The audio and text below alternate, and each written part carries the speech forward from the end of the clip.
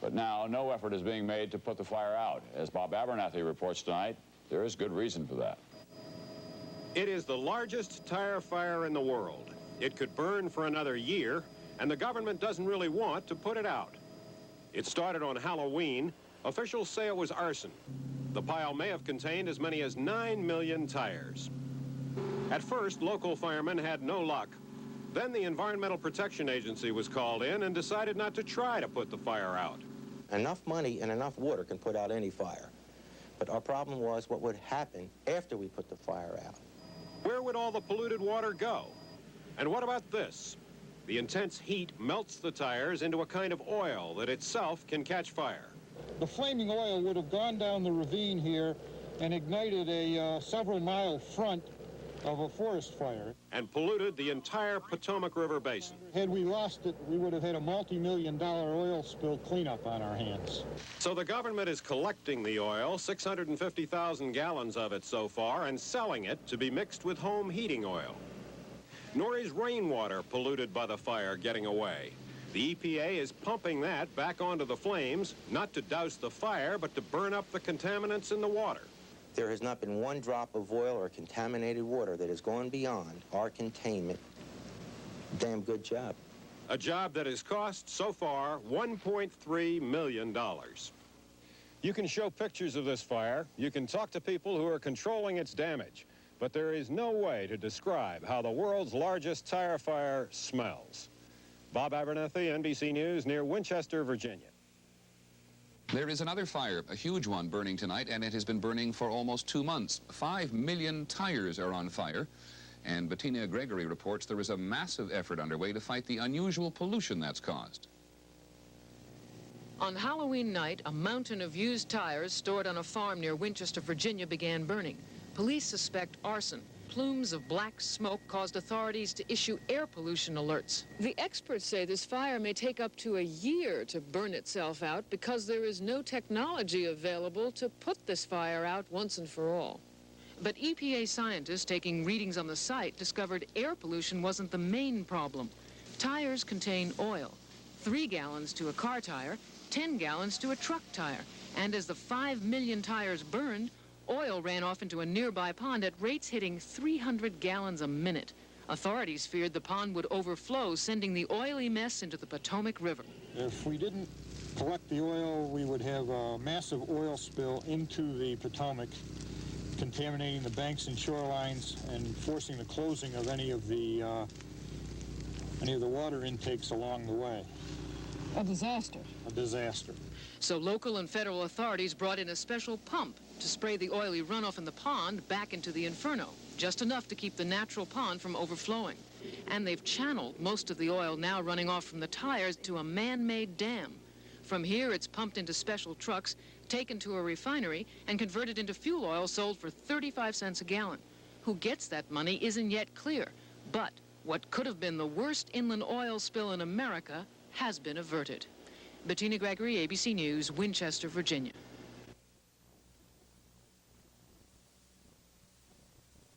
Maybe one of the smelliest and longest burning fires in American history, and it continues to burn millions of tires near the town of Winchester, Virginia.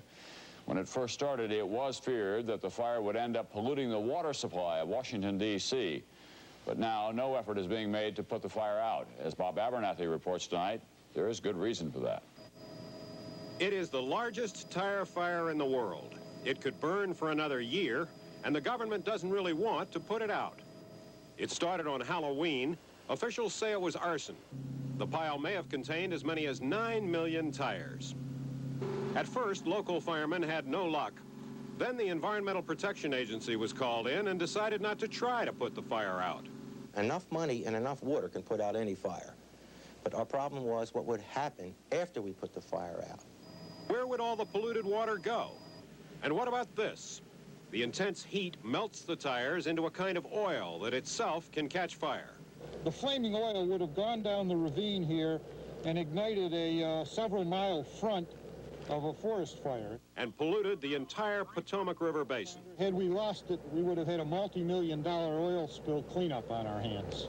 So the government is collecting the oil, 650,000 gallons of it so far, and selling it to be mixed with home heating oil. Nor is rainwater polluted by the fire getting away. The EPA is pumping that back onto the flames, not to douse the fire, but to burn up the contaminants in the water. There has not been one drop of oil or contaminated water that has gone beyond our containment. Damn good job. A job that has cost, so far, $1.3 million. You can show pictures of this fire. You can talk to people who are controlling its damage. But there is no way to describe how the world's largest tire fire smells. Bob Abernethy, NBC News, near Winchester, Virginia. There is another fire, a huge one, burning tonight, and it has been burning for almost 2 months. 5 million tires are on fire, and Bettina Gregory reports there is a massive effort underway to fight the unusual pollution that's caused. On Halloween night, a mountain of used tires stored on a farm near Winchester, Virginia, began burning. Police suspect arson. Plumes of black smoke caused authorities to issue air pollution alerts. The experts say this fire may take up to a year to burn itself out because there is no technology available to put this fire out once and for all. But EPA scientists taking readings on the site discovered air pollution wasn't the main problem. Tires contain oil, 3 gallons to a car tire, 10 gallons to a truck tire. And as the 5 million tires burned, oil ran off into a nearby pond at rates hitting 300 gallons a minute. Authorities feared the pond would overflow, sending the oily mess into the Potomac River. If we didn't collect the oil, we would have a massive oil spill into the Potomac, contaminating the banks and shorelines and forcing the closing of any of the water intakes along the way. A disaster. A disaster. So local and federal authorities brought in a special pump to spray the oily runoff in the pond back into the inferno, just enough to keep the natural pond from overflowing.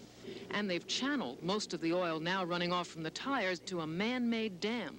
From here, it's pumped into special trucks, taken to a refinery, and converted into fuel oil sold for 35 cents a gallon. Who gets that money isn't yet clear, but what could have been the worst inland oil spill in America has been averted. Bettina Gregory, ABC News, Winchester, Virginia.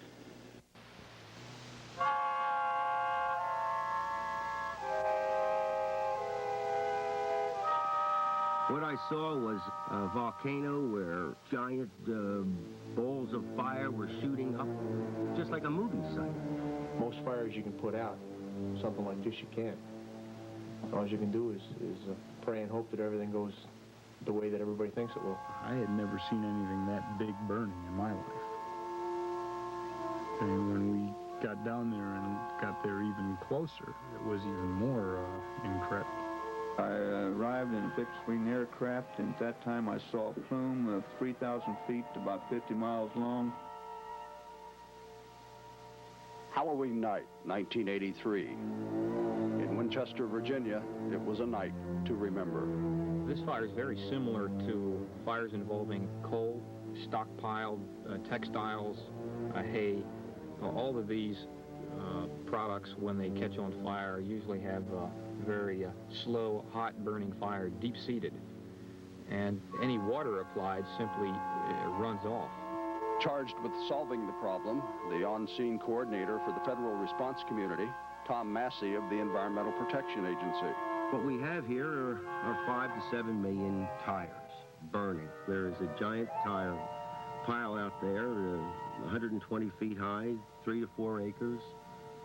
5 to 7 million tires on fire. There's a big oven out there cooking oil.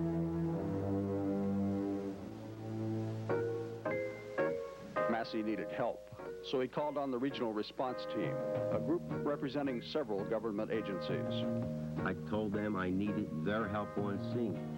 Federal agencies came out and helped me. The Department of Interior, the Forestry Service, the Center for Disease Control, the United States Coast Guard strike teams came on scene. Many other agencies, all pulling together to try to solve this problem. This included state agencies. So basically what you have on scene are all the king's horses and all the king's men. When I first came up to Encino in this emergency, I think we got in about 8, 9 o'clock, and we went right down into the hot zone, and there I met Norm McTeague. He's with the State Emergency Coordinator's office. We've been here now, at least I have, since 11:30 of the first day of the fire, which must have been the 31st of October. It seems like it was 31st of October 1902 instead of 31st of October 1983. The job of the state in this type of response is to provide an interface between the state and the local government and the state and the federal government, to task those state agencies to do the things that the local government cannot do. In our area, we have the Division of Forestry, which is concerned about forest fires. We have the Water Control Board, the State Water Control Board, which concerns itself with pollution of the streams. The Department of Health, worried about the air pollution problem. Plus, we also have the state police and the National Guard who provide us aerial transport, communications, and other various types of systems. Working alongside the state agencies, the U.S. Coast Guard's Atlantic Strike Team from Elizabeth City, North Carolina, part of the National Strike Force. The National Strike Force has been established by the National Contingency Plan to provide assistance to on-scene coordinators. Lieutenant Commander Klaus Ady, Strike Team Executive Officer. So we brought in our 240,000-gallon Dracone and staged it in the area for emergency storage of oil. In the event the trucks that were being provided by the contractor couldn't handle the flow coming from the pile of tires as they burned. Once we got the Dracone up here, the on-scene coordinator thought that we would also need additional pumping capability beyond what the contractor was able to provide. So we brought our VOPS, our viscous oil pumping systems, several of our air-deliverable anti-pollution transfer systems, which is the ADAP systems, to provide the additional pumping that he would require. Additionally, we brought in our own command post, which had the communications equipment and telephone hookups and the like that would be necessary for us to run a sustained operation here.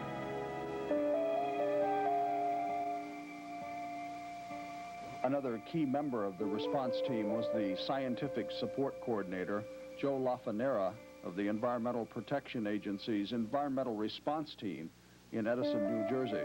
Fire here is very similar to a bog fire in that it's smoldering underneath and there is very little fire at the surface, but the material itself is literally reacting with itself to form products that come to the surface and burn, and in this case also sink to the bottom of the pile and flow out.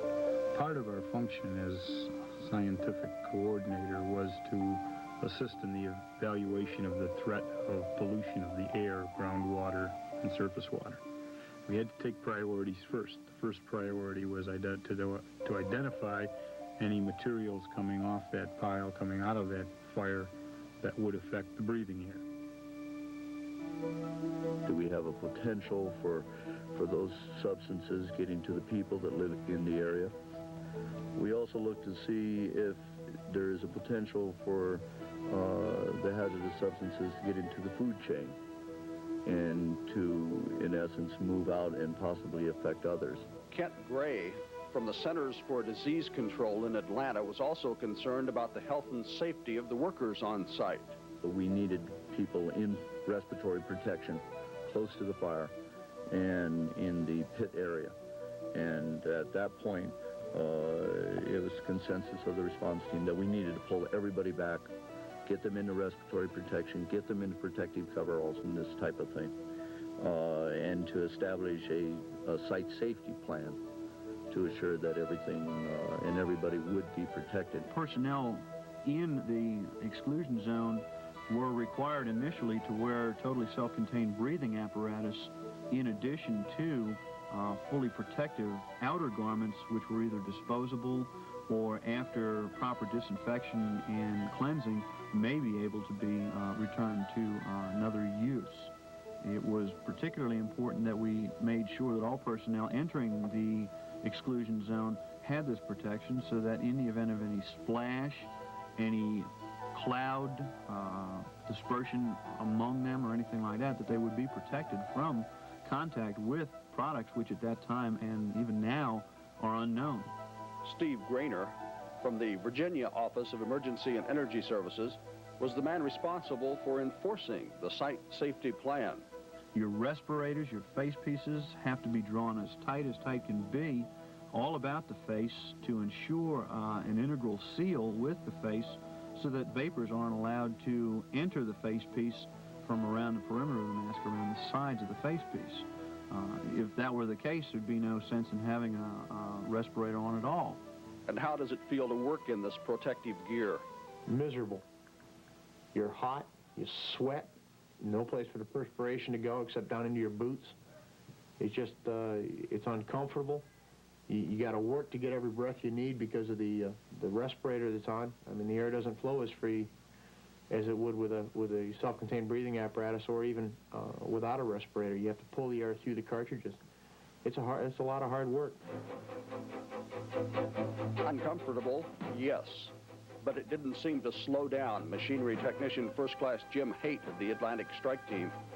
Here's his agenda for a typical day. What we're going to do is finish pumping out the secondary containment basin. We're going to dig a hole with a backhoe in order to drop our pump into it. And we're going to sweep all the leaves out of it with a backhoe, and then our pump can take suction on it. Right now, the pump's jamming up with the leaves. Simple. Coast Guard Strike Team members were also monitors, keeping an accurate record of everything going on at the site. We have a monitor at the decon area. He's making sure that everybody that goes in, contractors and our personnel, is wearing the proper gear, what has been required by the site safety plan. And the second thing that he's doing is he's making a log entry of everything that happens in that area. Then you have another guy that actually walks down into the site and makes sure that everybody's wearing the respirators and the proper gear and is taped up, and that the trucks are being washed off with a fire hose to get the mud and stuff that could have the contaminants in it off. The oil in the trucks was sold to the highest bidder to help pay for the cleanup. Yet disposal of the pollutant was only one of the many problems that had to be dealt with.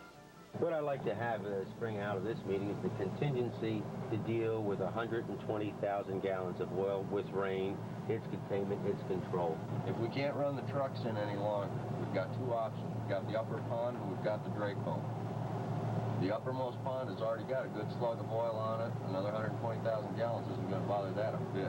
That's already been identified as about a 4 million gallon pond. And there's a contingency then to control that oil if it's gone. Excellent. I feel good.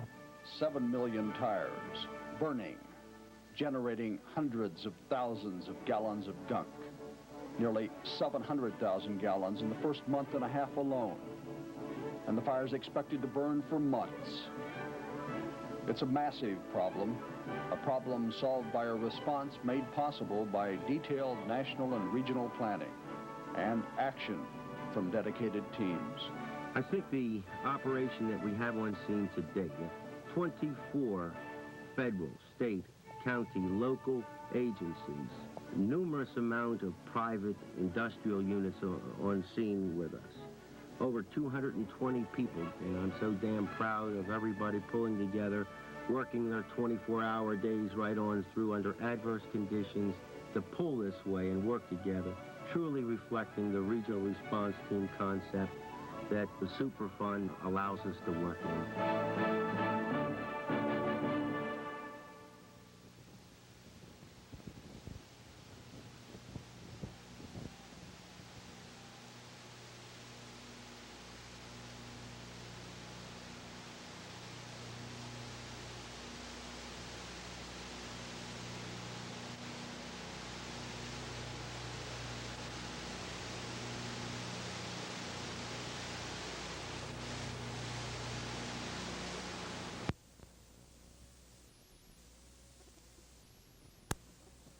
There's a fire burning in Ogden, Utah tonight, and there's not much firefighters can do except stand by and watch. This huge pile of tires has been burning since yesterday. There's some 6 million tires in all, stacked 30 to 40 deep. Firefighters tried smothering the blaze with water and dirt, but unfortunately that produced toxic fumes in the area. Right now all they can do is stand by and watch. They're hoping the fire will burn itself out by Wednesday or Thursday of this week. Now, as for what caused this fire, authorities suspect arson. Out over the city of Ogden tonight, fire officials say someone deliberately set 6 million tires at the city landfill on fire. Crews expect it will be days before the blaze is out. 4 engine companies are battling the fire, and in the meantime, health officials say the young, the elderly, and those with respiratory problems should stay inside and avoid vigorous exercise. It was a day that changed the course of landfill are still burning, and firefighters say they'll have to smolder for a couple more days. Officials suspect vandals set that fire early yesterday morning. Flames and smoke from the tires have been polluting Ogden's air ever since. KUTV's Northern Utah correspondent Rod Arquette is at the Ogden landfill right now with a report. Rod? Well, Charlene, actually we're at the D Event Center high above the landfill, but as you can see behind me, that gray smoke continues to pour from the tire fire at the Weber County landfill. It has been burning now since 1 a.m. Sunday morning. Officials are concerned, of course, about what impact that smoke is having on the pollution or the air around Weber County, and in particularly the Ogden, the Roy, the West Ogden area. They've received a number of phone calls. As of 9 o'clock this morning, the Weber County Commission had received up to 500 phone calls from residents wondering what impact this would have on their health in the area. Officials are advising elderly residents with respiratory problems to stay inside today and reduce their physical activity. They're also saying that if those people smell the burning rubber inside their home, they should consider evacuating the home and going elsewhere to relatives or friends if they can, away from the smoke. They do not know exactly what is in that smoke at this point. State air quality officials are still trying to determine what is exactly in the smoke that is coming from the fire, but they do know.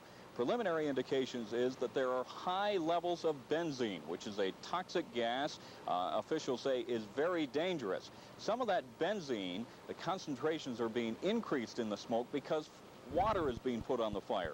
So at a meeting this morning, health officials, meeting with fire officials, have determined to pull the water off the fire. They will no longer be trying to put it out. Instead, they have decided to allow the fire to try and burn itself out. If they keep water off the fire, that could increase the rate of burning, and hopefully the fire could burn itself out within the next few days.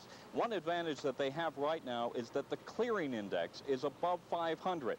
That means that air in the valley is moving out rapidly. If that level drops below 500, officials may have to decide something else to do besides allowing the fire to burn itself out. Charlene? Rod, it sounds like evacuation decisions are up to the individual. Is that the case? Yeah, the health officials have not issued any type of health alert or pollution alert at this time, other than advising the elderly people with respiratory problems to stay inside. We do know of one vocational school that was closed this morning. It was very close to the fire, and officials just thought it'd be safe to keep that school closed for today. But as far as any pollution alert, they haven't issued one yet. But again, it depends on what that clearing index does. If it drops below 500, that means the air will stay locked inside this valley, and that could cause some problems. All right, Rod, thank you very much. It is the sun that's burning up the southeastern United States today, and health officials are afraid it's killing.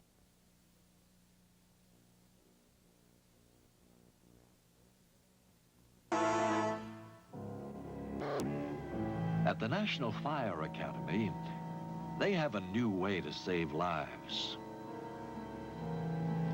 This trailer is a special demonstration vehicle equipped with a potent new sprinkler system that stops fires almost instantly. Under ordinary circumstances, setting a fire like this could be a lethal act. It may be hard to believe, but this fire will grow and spread with surprising speed. In little more than a minute, it could transform a room like this into a deadly inferno. Every year, more than 150,000 Americans are killed or injured by fires like that one.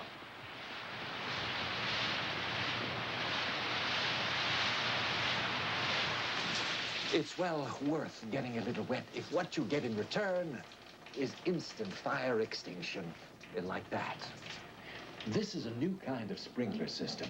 The sprinkler head reacts 5 times faster than those in commercial use. Fire service experts would like to see it in every house and apartment in the country. After all, it's tragic but true that 8 out of every 10 Americans who die in fires die in their own homes. No sprinkler, however, could handle a fire like this. It erupted in October 1983 near Winchester, Virginia. and the rising clouds of smoke could be seen from 3 states.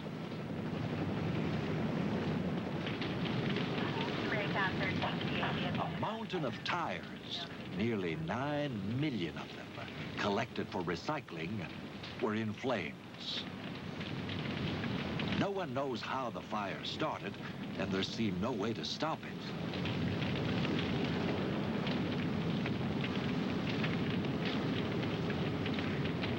Despite all efforts, the fire ended only when it burned itself out, 8 long months later.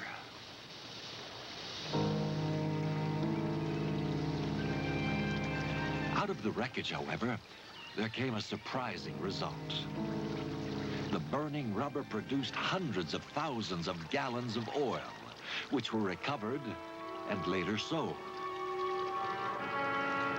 The funds helped to pay for the cleanup effort. Even so, the scars will remain for years. To prevent such disasters, scientists in England have developed a new chemical with remarkable properties. It's called petrol seal. Mixed with water, it becomes a potent firefighting tool. In a test, a dish of petroleum is ignited. Petrol seal's effect is instant, at least in the lab. To prove its practical usefulness, it will be tested against a continuously fed, large-scale petroleum fire. Petroleum fires spread fast and are difficult to control. Carrying a mixture of petrol seal and water, a single truck will try to extinguish the blaze.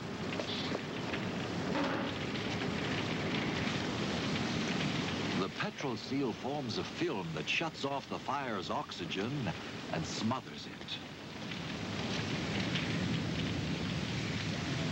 With just a 6-gallon mixture of water and petrol seal, one man has brought the fire under control in seconds instead of minutes or hours.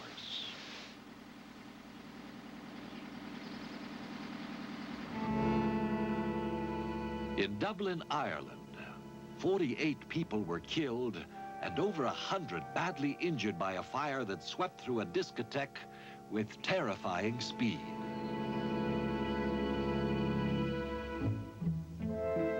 At a fire research station near London, investigators were determined to find out exactly what happened. Using fabrics and furniture items duplicating those in the club, they began a series of tests.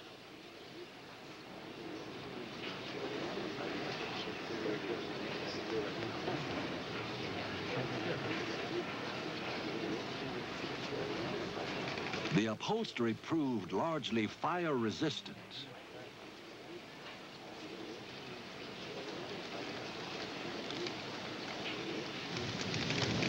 Other tests revealed a wall covering burned easily, although not with the speed that would explain the explosive suddenness of the Dublin fire. The mystery remained. Moving from the lab to a giant aircraft hangar gave investigators the room they needed for their next step. They reproduced a complete section of the club, including the seats, the flooring, and the decorative wall covering. The tragedy would be reenacted. Everything would be as it had been on that fatal night. This time, though, the events would be recorded and studied. They hoped this elaborate recreation would explain how the interior of a Dublin club had turned into an inferno.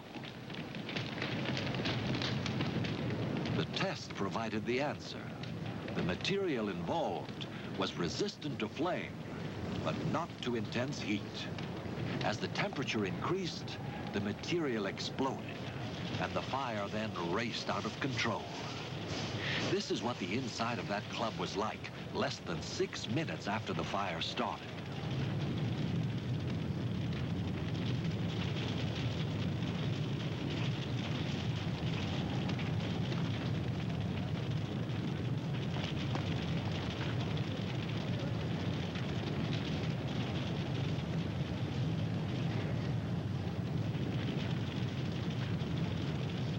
Dublin Club blaze was a tragedy. Reproducing it, though, and studying it, will help experts gather the knowledge to prevent catastrophe in the future.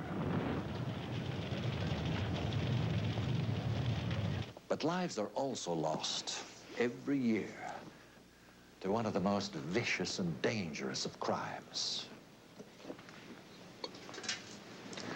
Arson, the deliberate setting of a fire. And that's the principal reason for this room. It's used to train investigators here at the National Fire Academy in Emmitsburg, Maryland. Students learn to search through all this and find the one critical item. Usually, it's something small, easily overlooked, perhaps in the bottom of a wastebasket. Clues might be anywhere. It's up to the students to find them. They might range from the obvious, small cigarette lighters, to the invisible, minute traces of incendiary chemicals. No matter how ingeniously arsonists may attempt to hide the evidence, the investigators trained here will find it.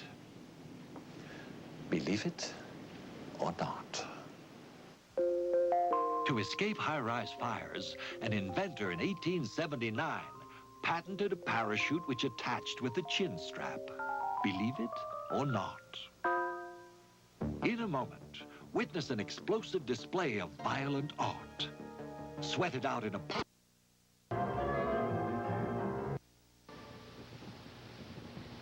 Source. Air Products cryogenic tire fragmentation process uses liquid nitrogen to freeze shredded tires, making it easier to separate the rubber from the steel and fiber belts. The result is called crumb rubber, and while it can't be used for new tires, it can be used for asphalt and sports tracks.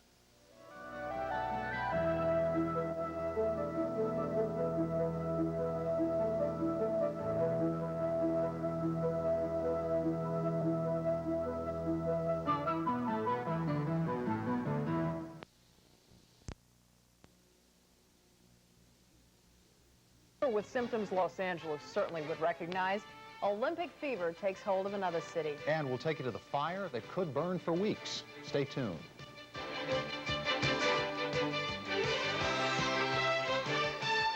The pessimist sees the glass. Burning rubber this evening. Black smoke and sickening fumes are coming from a storage yard where more than 5 million used tires are burning out of control right now.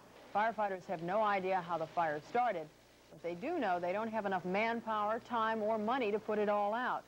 Right now, they're simply trying to keep the flames from spreading to the forest around the storage yard.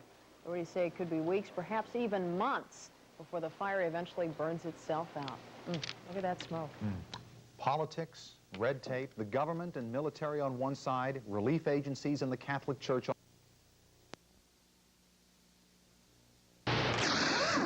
We use them, we throw them away.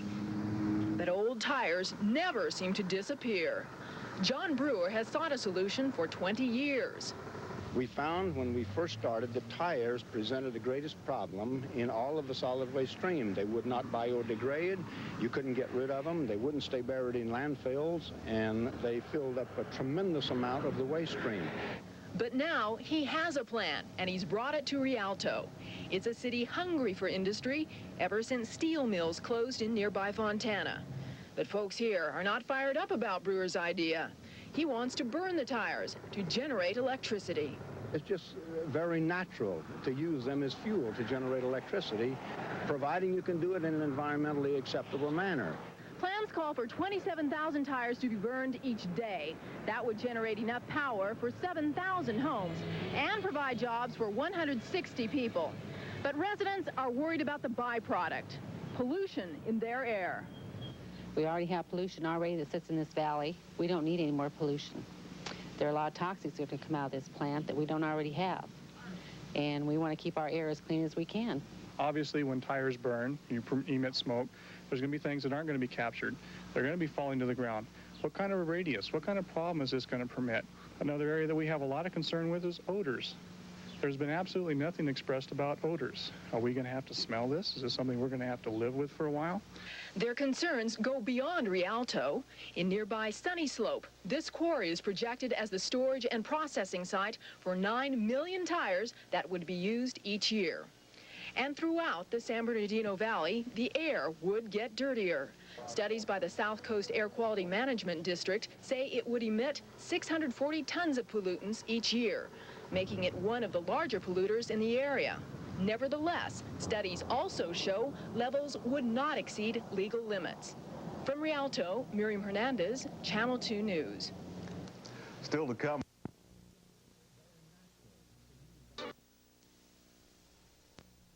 But that decision is causing great concern among residents near the planned site. Channel 2's Miriam Hernandez is now in El Monte and will be bringing us a report right now. Valerie, just 10 minutes ago, the South Coast Air Quality Management District gave the green light to the Rialto Power Corporation. Now it's the residents who are steamed. The controversy is the fuel for the Rialto power plant. It's old tires, shredded bits that would be combusted using a technology never tried anywhere else in the world. The worry is pollution. I personally am really concerned about an issue that isn't even being discussed here, and it's the tires themselves. Where are they? There have been tire fires clear across America, and nobody's listening, and I have a very serious interest in the tires.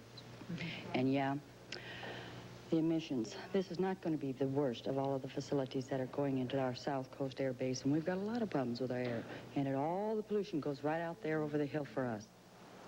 For 6 months, San Bernardino Valley residents have fought the Rialto Power Company, asking the Air Quality Management District to deny necessary permits. In the meantime, the company went back to the drawing board to get necessary improvements and has been successful. The AQMD has now reviewed the new proposals and has given them the go-ahead. The company's worries are not completely over, though. It still must buy smog offsets from other industries in the Southland in order to ensure that the pollution overall in this area does not increase. Well, residents still say that they are going to fight this. In fact, tomorrow morning, they have planned a protest at the proposed plant site. The major complaint from the residents is air pollution. They say the plant would add to the problem in an area that is already considered one of the smoggiest in Southern California. I moved out here because I thought California was a beautiful place to live, and I'm very concerned that soon we won't be able to see all the nice things that are around us, like these gorgeous mountains right here. We meet all of the requirements, every single requirements, full offsets, every requirement we meet. About 50 people spent their morning today protesting the construction of a power plant to be located in the city of Rialto. The plant would burn discarded automobile tires to make electricity. It may also increase the amount of air pollution in the San Bernardino Valley, one of the smoggiest areas of Southern California.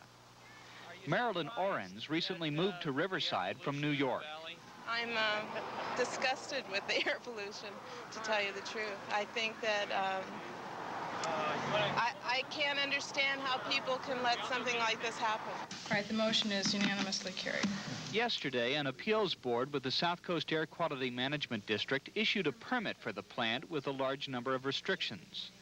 The facility was approved in part because of a controversial policy known as pollution credits. If a factory in one county produces less than its allowable amount of emissions, that company can sell its pollution credits to another plant, which would otherwise be too dirty to operate. Such credits will be purchased for operation of the Rialto tire burning plant. We meet all of the requirements, every single requirements. Officials in both San Bernardino and Riverside counties have vowed to stop movement. Right now, we're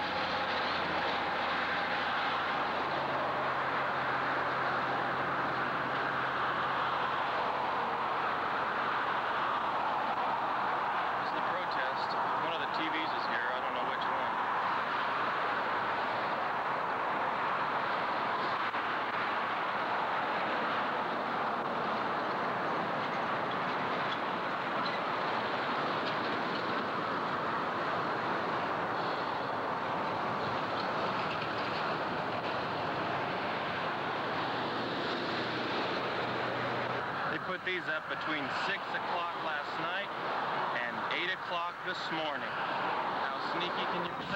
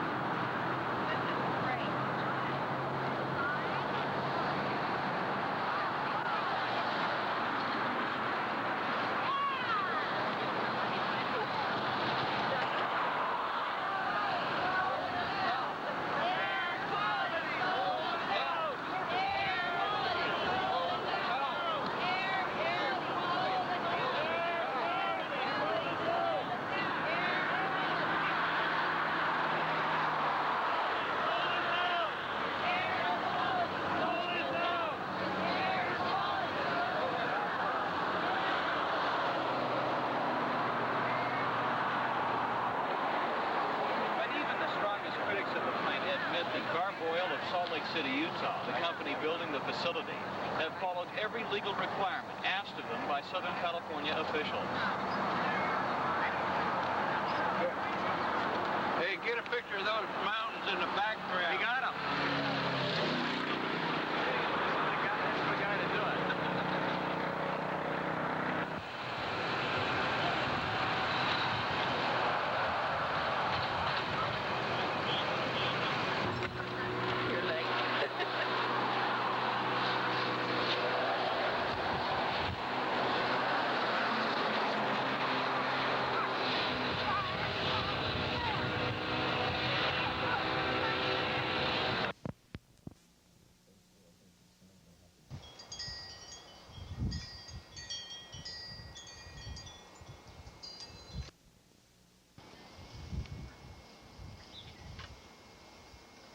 I wanted to do a review of how far this fight with the Rialto Power Corporation has gone so far for us. What happened in March of 1986 is there was a proposal in the unincorporated portion of Riverside County, the Sunny Slope area, to store tires for Garboil, Rialto Power Corporation. This unincorporated portion of Riverside, the citizens got together and they did a very good stand and they participated great at meetings. And Riverside County granted us an environmental impact report study to be done on the storage of tires. And the citizens learned a lot about tires and the fire hazards that came with them. At the same time, over in the city of Rialto, which is San Bernardino County, what happened over there is the city of Rialto had granted, it wasn't even by the city councilman, it was by the planning department, a negative declaration on the power facility itself. So the citizens of Riverside County and the citizens of San Bernardino County joined together and we formed a group called Concerned Citizens of the Inland Empire. And it's taken a lot of work and a lot of learning for all of us. Over in Riverside, when the environmental impact study was granted and was definitely going to be done, the proponents withdrew their proposal rather than do a study on these tires. In the city of Rialto, the citizens all banded together and we were attending the Air Quality Management District meetings. In June of 1986, the South Coast Air Quality Management District denied Garboil their air quality permit, and he appealed it. He appealed it to the hearing board process, and December the 22nd, Garboil was granted a permit by overriding the air quality. He got his permit to construct.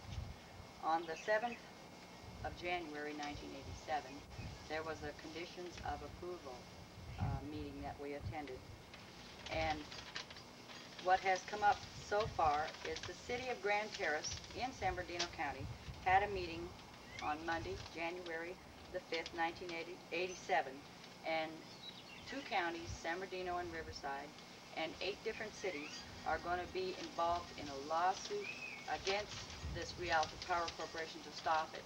The environmental effects of the air here cannot handle any more pollution. We're already going to get the pollution that is coming in from the ocean area, from these mass burn incinerators.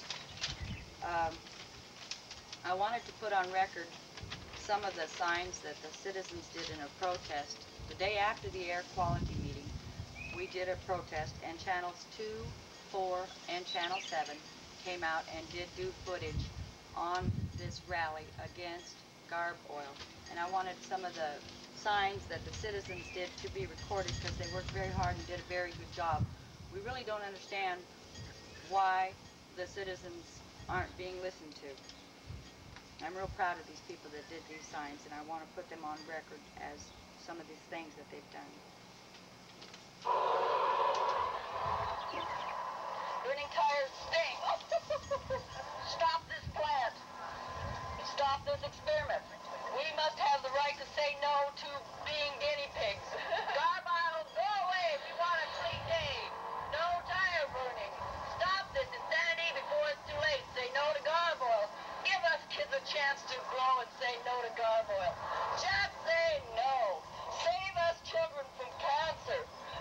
Brewer, go home. Hold it out. Stop tire burner. Please, no burning in Smog Valley. No Ruggerly Wonderland. Don't tread on the Inland Empire. This plant causes cancer. As a child, I looked at the mountains every day. I look again, and they were gone. What of the children to come? Brewer, go home. No Ruggerly Wonderland. Tire burning is poisonous. Tire burning is toxic. Stop this damn experiment. No Ruggerly Wonderland. Stop tire burner.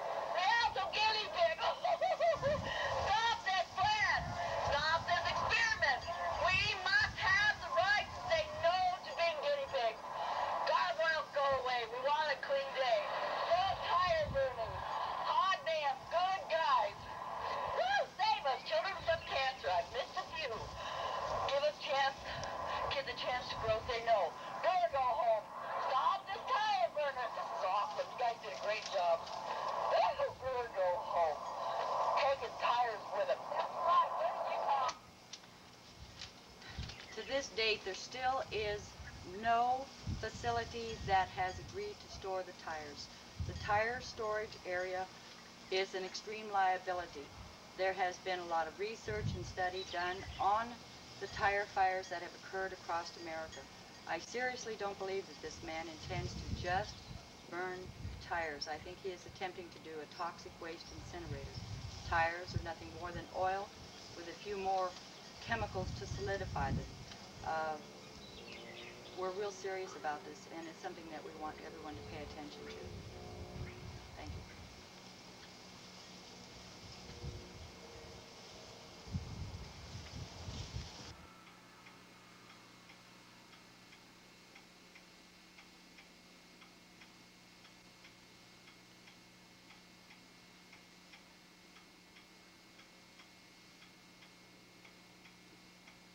Good idea around Rialto, but 5 other cities have filed a lawsuit to prevent it.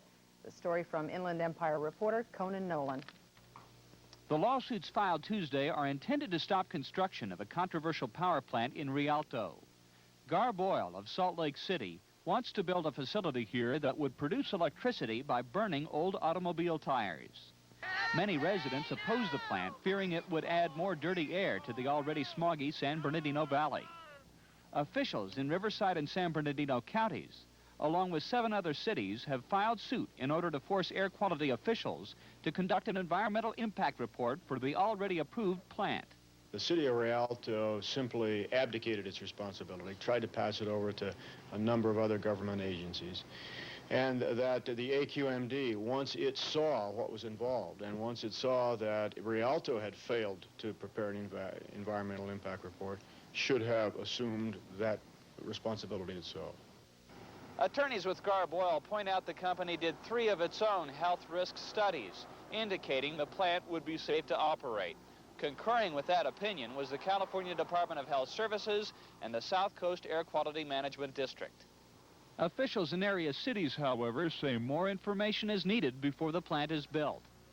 The emissions are going to come out of a high smokestack, and there's some scientific authority, apparently, which indicates that once it gets into the atmosphere, it can combine with other chemicals and create something that was more toxic than it was when it came out. So I think our view is that there ought to be an effort to decide what exactly is the health problem, what are the toxics, and what will they do. Still, plenty of residents support the facility. Cleo Barnes is in the truck dismantling business and says he needs a way to dispose of tires. As far as I'm concerned, this is a source of disposing of things that could be a hazard to a lot of things. A court hearing on the plant is scheduled for February 23rd. Conan Nolan, Channel 4 News, Rialto. The Supreme Court today ruled that states...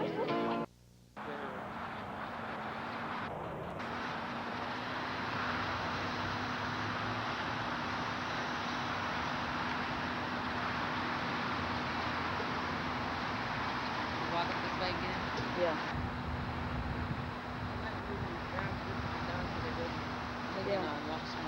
Yeah, they are. Okay, not only that, this fella has had to pay fat fines. This has cost him, look at that size of that.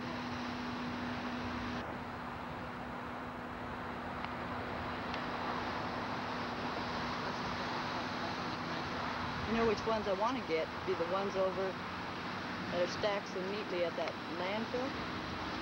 The ones over at the landfill that are stacked where they're real exact, one on top of another. Algamanta? Yeah, where they'd be safe. A shorter stack for fire control. Well, these aren't evidently stacked for fire control. How much oil do you think is in that one, that fat one? Like from behind. That's what I want to see. Oop, I lost my focus.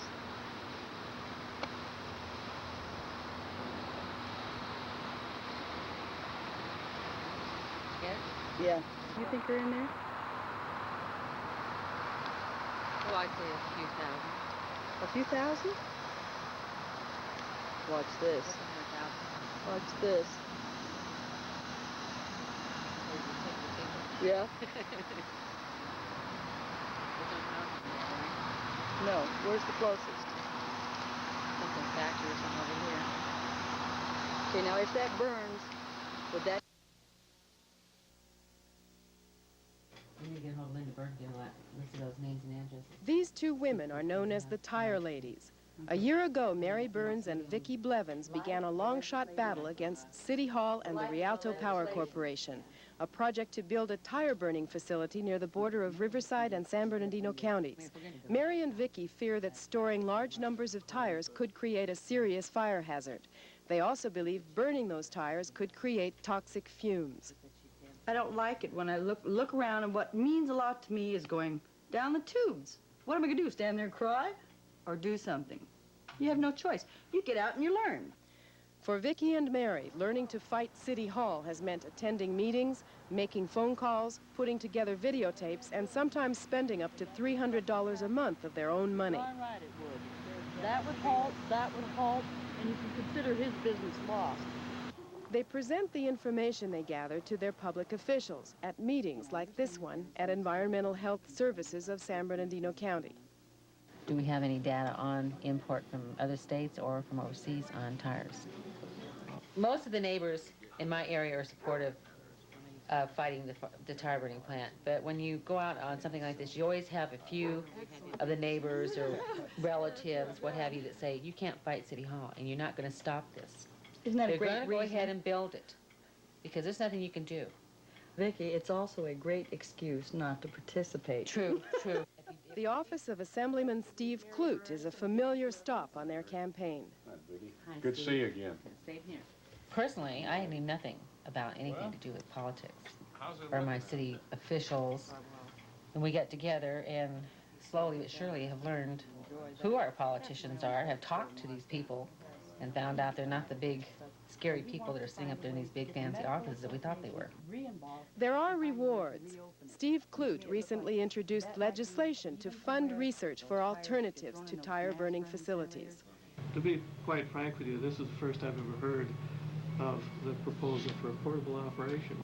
The division chief of the San Bernardino County Fire Agency, John Roberts, has been impressed with the citizens' involvement.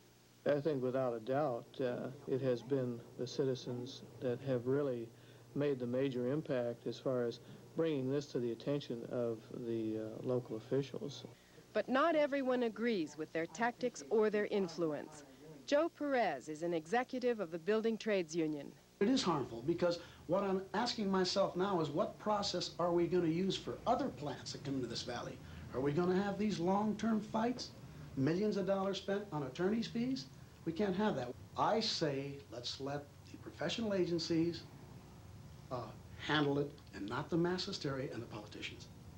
I could be wrong. Yeah, because it's so close. I'm willing to be wrong. However, that however is, if I am wrong, you'll have to show it to me because, by God, we'll have our backyard protected. And if I'm wrong, I'm wrong. We'll see.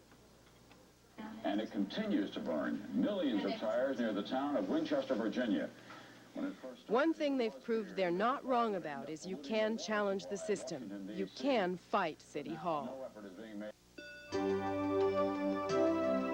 Last month, 8 cities and 2 counties filed a lawsuit against the city of Rialto and the Rialto Power Corporation. The power... Thick black smoke that can be seen for 100 miles. Residents of 6 communities near Hudson, about 40 miles from Denver, were warned that smoke could be toxic. But a wind switch pushed the smoke into largely unpopulated areas. No evacuations were needed, not yet anyway. 100 firefighters still fighting those flames with water, foam, and bulldozers. 5 million other tires in the storage yard have been moved away from the fire. Here's Steve. A Brazilian daredevil today went to great heights to make a world record jump. Manolo Almeida dos Reis. Fire continued to burn a heap of used tires today. That fire was triggered by lightning on Tuesday night. Firefighters tried to smother the blaze by bulldozing wet sand onto the fire, but the sand only worsened the smoke. A World War II bomber was also used to dump fire-retardant chemicals onto the blaze, but that attempt was also in vain. Officials are concerned that toxic fumes might contaminate the air and even the water in that area. Colorado may get federal help to solve its air pollution problems in the form of more stringent clean air requirements. Senator Tim Wirth today introduced a bill that would impose tough incentives on Denver and other cities failing to meet clean air standards for ozone and carbon monoxide pollution. Much work needs yet to be done before it passes into law, but Wirth is hopeful the measure will better address some of the problems unique to high-altitude areas. The inspection and maintenance program is enormously important, and we are delighted to see that built into the legislation. The alternative fuels for fleets of automobiles is also a step in the right direction, as is the requirements for vapor recovery on light truck emissions and diesel truck emissions and motorcycles, all very, very important steps that we believe can be taken and should be taken in our area to help to clean up the air. Senator Wirth also plans to push for more high-altitude emission testing, oxygenated fuels for private as well as commercial vehicles, and further consideration of extended daylight savings time. The runoff election for mayor of Denver is less than 1 week away. A cloud of toxic black smoke. The blaze was sparked by lightning in a private salvage yard. 150 firefighters from 10 surrounding communities are battling that blaze. No injuries reported so far, but officials say the smoke could be toxic. They've warned nearby residents to be ready to evacuate if necessary. Authorities say they're also worried that underground gas lines could explode.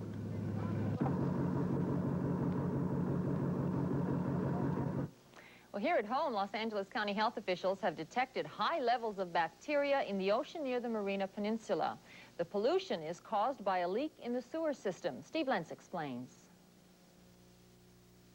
5½ hours early Saturday morning, raw sewage from the Venice pumping station on the Marina Peninsula at the south end of Venice flowed unchecked into a canal. A major electrical storm which began Friday evening knocked out the power supply to the station, so instead of pumping it to the Hyperion treatment plant, the sewage spilled and was carried into the ocean by the tide.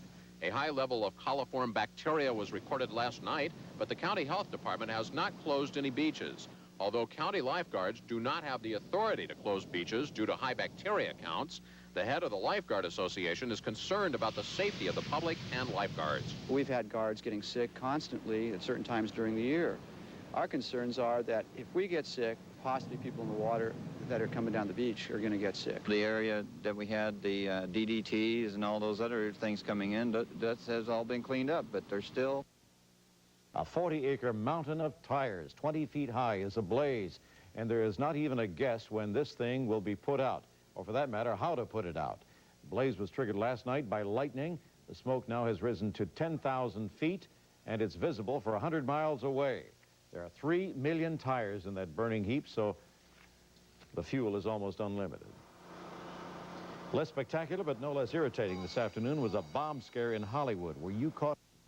Out late Tuesday night and continues to burn on a private 40-acre salvage spread piled high with some 6 million cast-off tires. Sheriff's officers say that the area that is burning includes 20 solid acres of tires on the private lot. Up to 100 firefighters from surrounding counties are bailing the flames with foam and water. Officials went door-to-door in a 10-square-mile area early Wednesday morning, urging voluntary evacuation because of the potential of toxic smoke. Authorities said the smoke was moving mostly into the air and that there was no wind. There was no immediate threat to any towns. The fire could continue to burn for several months and even up to 1 year. Colorado hunting and... Burning rubber would create a health hazard, and the fire might continue to burn for days and days, but after only 4 days of using earth removers to pile the dirt on the flames, the fire has finally gone out. The Colorado Air Quality Commission is going to have hearings to consider the pros and cons of mandatory high oxygen fuel use in the Denver area during the winter months. Next week, 13 groups will present their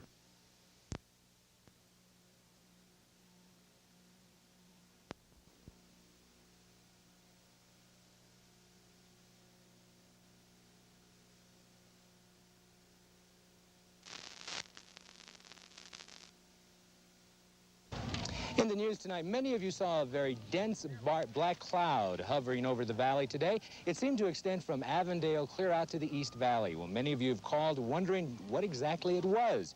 Well, Jim Bowen is standing by south of Phoenix with the answer. Jim? Well, Frank, that's the culprit right behind me. What you're looking at is what is left of more than 2 acres of used car tires. Now, investigators believe that someone started a fire in there this morning just after midnight. The first units of the Rural Metro Fire Department on the scene said those tires were burning in stacks anywhere from 6 to 12 feet high when they arrived. There was little firefighters could do but stand by and let the tires burn themselves out. Adding water to the smoldering heap would only make it worse. We treated this as we would a hay fire, in that the more water you put on it, the longer it'll burn, and also the more smoke you'll produce. We had quite a bit of exposures to the rear with additional tires, so we made fire breaks and have been monitoring the fire throughout the early morning. About 8 gallons of petroleum goes into each tire, which explains the dark, billowing cloud they make when they burn. Soot from the fire was reported in swimming pools as far away as Glendale. By midday, the black plume had disappeared, but the haze that hung over the valley took on a darker tinge than normal. Luckily, the winds near the fire were blowing away from some nearby trailers. Yeah, it was pretty scary, just knowing that any time it was coming over this way, and no hope. Lynetta Whitney and her neighbor Valerie Nelson live less than a quarter mile from the flames, which made for a sleepless night for them. I was hoping that it wouldn't come this way because it would have got her father's tire yard and my boyfriend's tire yard over there, and I didn't want to see that because it would have caught our houses, because the heat off the tires is really strong. I called the guy and had him bring his pump out here. We was going to start pumping water and soak everything down to where it wouldn't come over here. Well, that fire is under control now, but it will be smoldering here for at least several more hours, possibly even days. Now, earlier in the day, or earlier in the fire, there was some concern that the fumes from here could be dangerous. So at one point, June, the firefighters were warning neighbors in the area to stay inside where they wouldn't be breathing those fumes. Jim, thank you.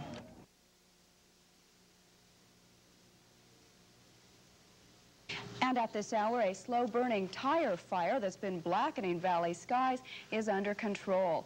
Rural Metro firefighters say the blaze, centered in a massive pile of tires, has pretty much burned itself out.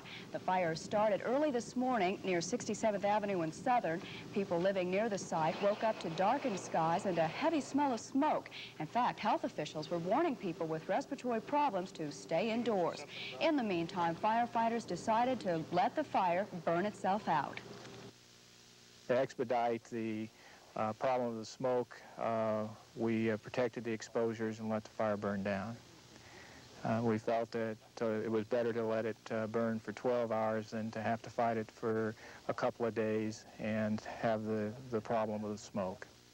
Paxton says the cause of the fire is suspicious. No damage estimate is yet available.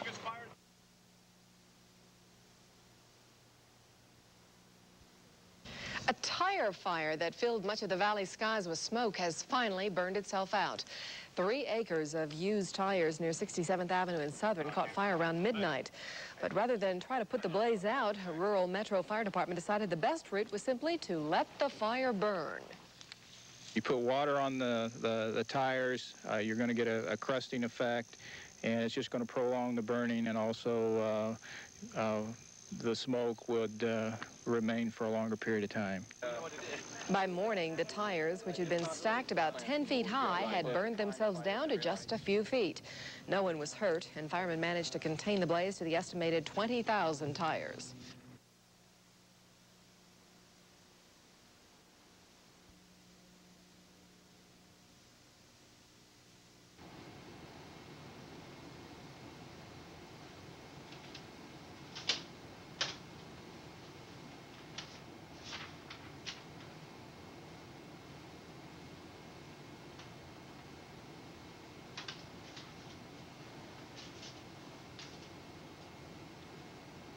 First, I'd like to cover where we are now with my particular backyard fight, which was a tire storage facility.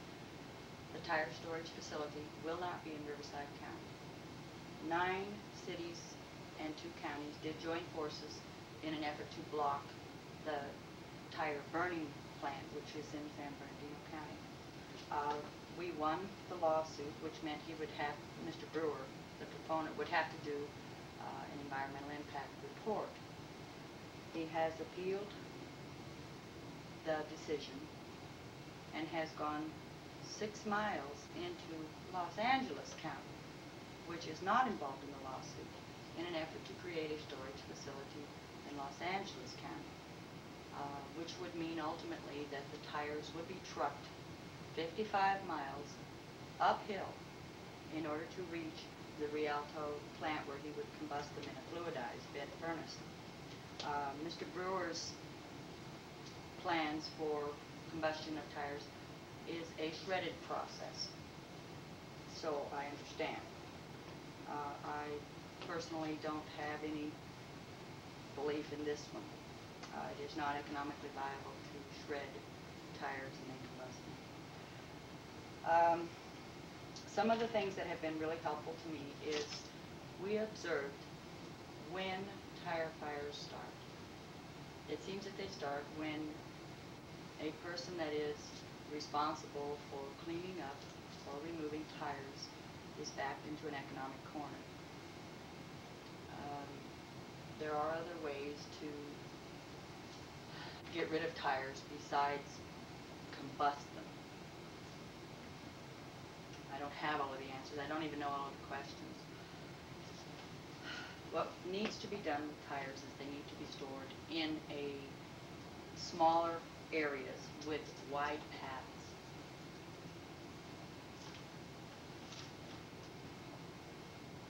One of the things that I got from Martha Bailey was during the Danville, New Hampshire tire fire, there was quite a few million tires, and 3 different fire agencies bucket brigaded by hand and created a separation in the tires.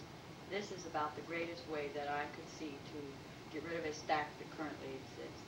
I'm willing to do it, and there are ways to get military assistance, Cub Scouts, community groups, activists, in order to separate the stacks to make them safe. That could prevent someone from burning them. When tires burn, that stuff that goes into the air doesn't disappear. It goes somewhere. It lands on the ground, it goes on the car, and the first things people do is they wash the car. Well, they wash the roof. Well, it goes on the grass. And when they wash their vehicles, what happens is it's in your water. There hasn't been any testing that I know of after tire fires other than in the Washington area.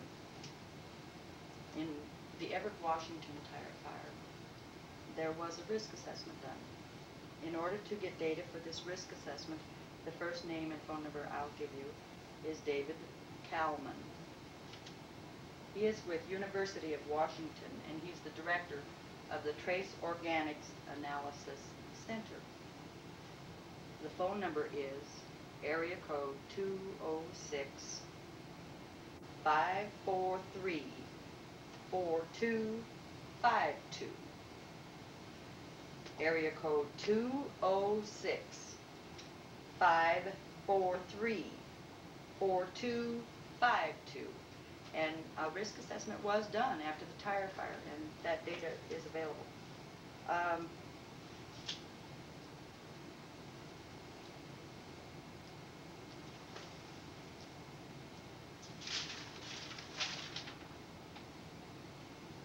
Okay, the other people, if you need other names in other situations, here is ones that are local to me. My home phone is area code 714-685-6026.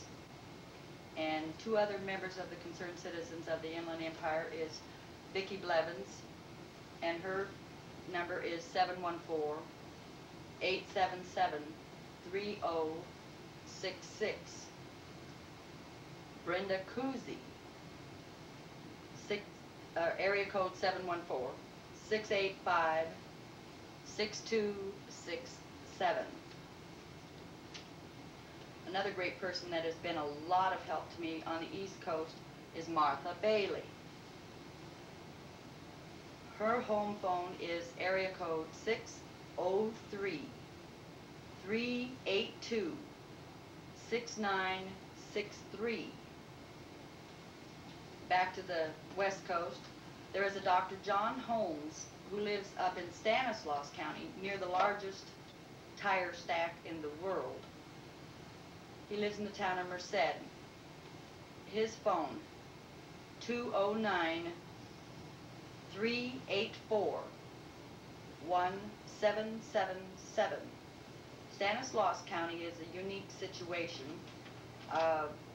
In the last 4 years, it went from 12 million tires to 41 million, and could be even bigger than that, all in one stack. Another person that is in New Jersey is Joan Dickerson. Her phone is area code 609-567-4543.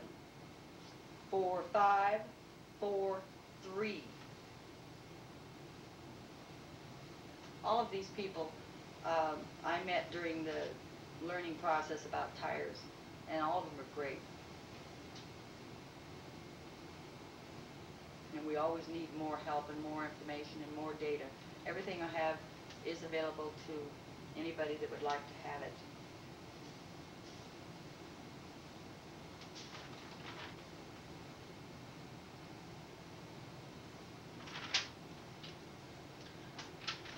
I suppose that's all we have for an update. Thanks.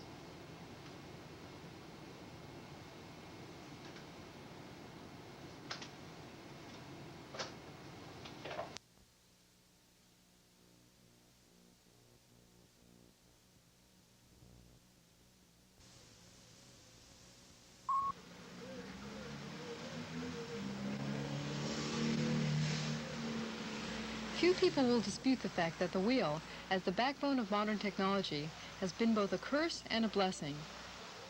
Los Angeles, a city designed with the automobile in mind, is a case in point. Hello, I'm Dahl Prederis, and welcome to another Earth Alert special.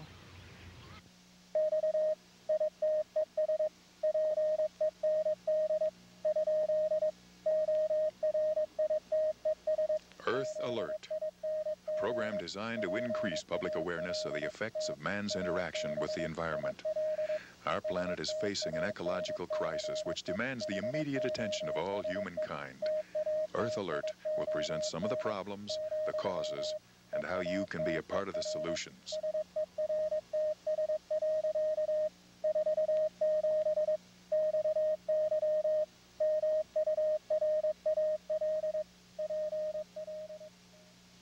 Around 60,000 used tires are discarded each day in Southern California.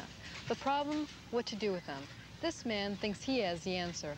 We think it's safe. It meets all the requirements. John Brewer, chairman of Garb Oil, an organization specializing in waste-to-energy plants, wants to burn the tires to produce electricity. The proposed tire burning plant will be located near the city of San Bernardino. Well, when you raise the question of safety, you really should raise two questions. A, is it safe? And B, is it sensible? Now, it's theoretically possible. Professor Dave Conant, a specialist in waste incineration, thinks otherwise. Practice is a gamble.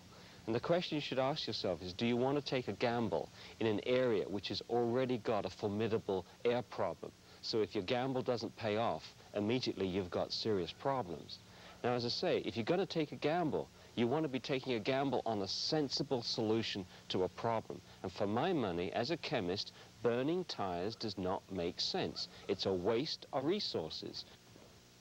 The proposed tire burning plant, although destined to be built in an industrial park, will also be near a populated area. Vicki Blevins lives only a quarter of a mile away from the plant. Which is right on the boundary, and I'm less than a quarter of a mile from where the plant's going to be built. And as a mother of 3 sons still in school, high school and junior high, health concerns are my biggest concern. The direct fallout from the plant, when we grow a garden every year, how is this going to affect our health is eating vegetables out of our garden that we've done for 20 years. Property values in the area, how is this going to affect our property values? Several real estate people I've checked with said that they're going to drop. Regardless of whether the plant is good or bad, the property values will drop anywhere from 30% or more. I don't think this is the area for it. The air quality is bad in this area. It's near a residential area. I think there should be another place to put something like this and more studies done before something like this is built. I apologize, and I regret that because of me, that this city is now involved in a lawsuit. We also are involved in a lawsuit, as you know.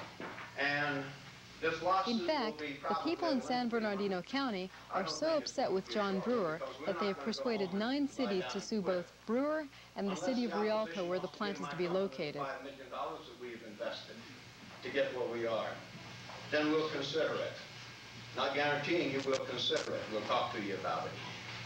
But absent that $5 million refund to us that I've spent, I will see those lawyers that are fighting me and listen carefully to what I tell you, because I represent my company and I have the money sitting in a Los Angeles bank to do it. I'll see those lawyers to the doors of hell before we put this lawsuit, and if necessary, we'll enter into devil's boudoir to finish it. Thank you. But the plant itself is only half of the controversy. The other half is where to store the tires while they're waiting to be burned. John Brewer had intended to store his tires here in an abandoned rock quarry on the side of the Jurupa Mountains. The neighbors decided otherwise. Brenda Kuzi lives near the proposed tire storage site. We had 3 meetings, I believe, community meetings here with the people in the area, and we went to the county of Riverside where the hearings were held on the quarry site.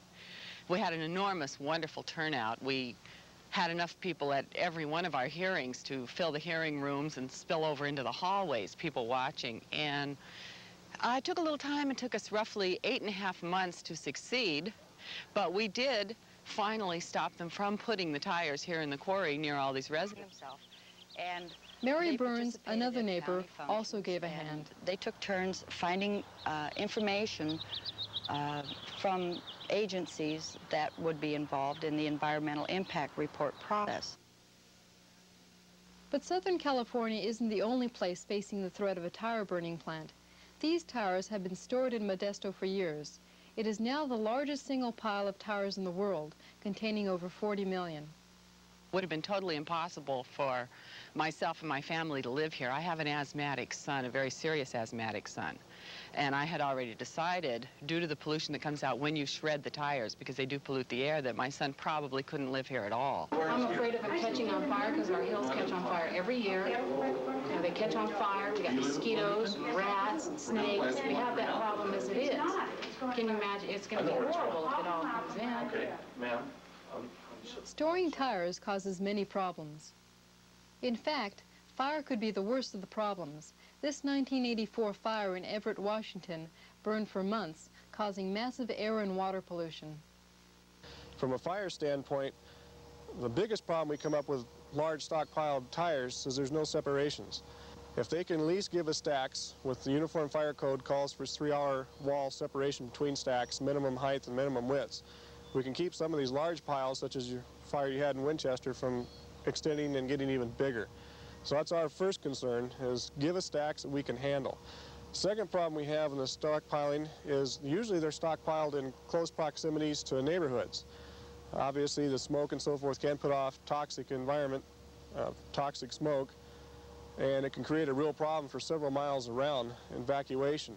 Another problem we have is they like to store these up against buildings and right up against property lines. So we've had it where we've had open area vegetation fires that progressed into these large stacks of tires, ignited, and now we have multiple problems. They are extremely hard to put out. We do have a product we call AFFF, which is a foaming agent we can put on these to help knock them down. But the key is we've got to get in there quick, and we've got to get in there fast. A lot of time our accesses are blocked. John Brewer couldn't store his tires in the quarry, so now it looks as if he's storing them here at a county dump about a half-mile from the proposed plant. Just in case you still think the worst part of a tire burning plant is pollution from the plant itself, I'd like to show you some scenes from another fire that occurred in Virginia in 1983.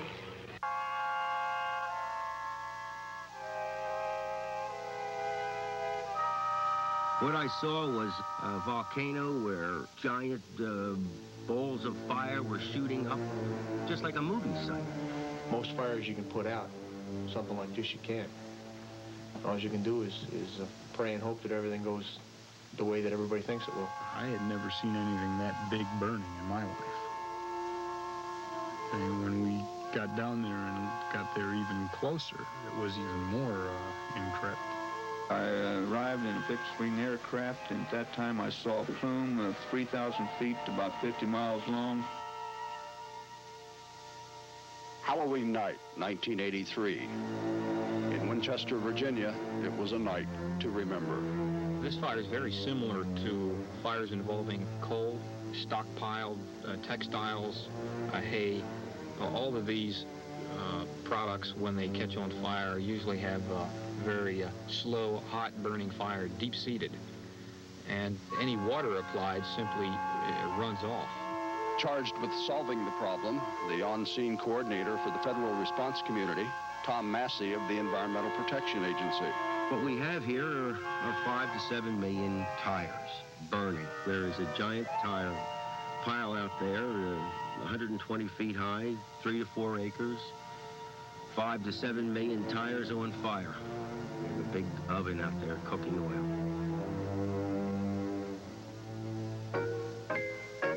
Massey needed help, so he called on the Regional Response Team, a group representing several government agencies. I told them I needed their help on scene. Federal agencies came out and helped me. The Department of Interior, the Forestry Service, the Center for Disease Control. United States Coast Guard strike teams came on scene. Many other agencies all pulling together to try to solve this problem. This included state agencies. So basically what you have on scene are all the king's horses and all the king's men. Lieutenant Commander Klaus Ady, Strike Team Executive Officer. So we brought in our 240,000 gallon Dracone and staged it in the area for emergency storage of oil. In the event the trucks that were being provided by the contractor couldn't handle the flow coming from the pile of tires as they burned. Once we got the Dracone up here, the on-scene coordinator thought that we would also need additional pumping capability beyond what the contractor was able to provide. So we brought our BOPS, our viscous oil pumping system, and several of our air-deliverable anti-pollution transfer systems, which is the ADAP systems, to provide the additional pumping that he would require. Additionally, we brought in our own command post, which had the communications equipment and telephone hookups and the like that would be necessary for us to run a sustained operation here.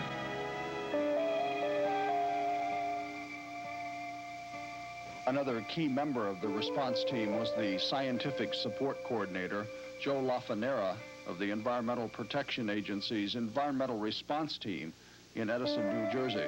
Fire here is very similar to a bog fire in that it's smoldering underneath, and there is very little fire at the surface, but the material itself is literally reacting with itself to form products that come to the surface and burn, and in this case also sink to the bottom of the pile and flow out.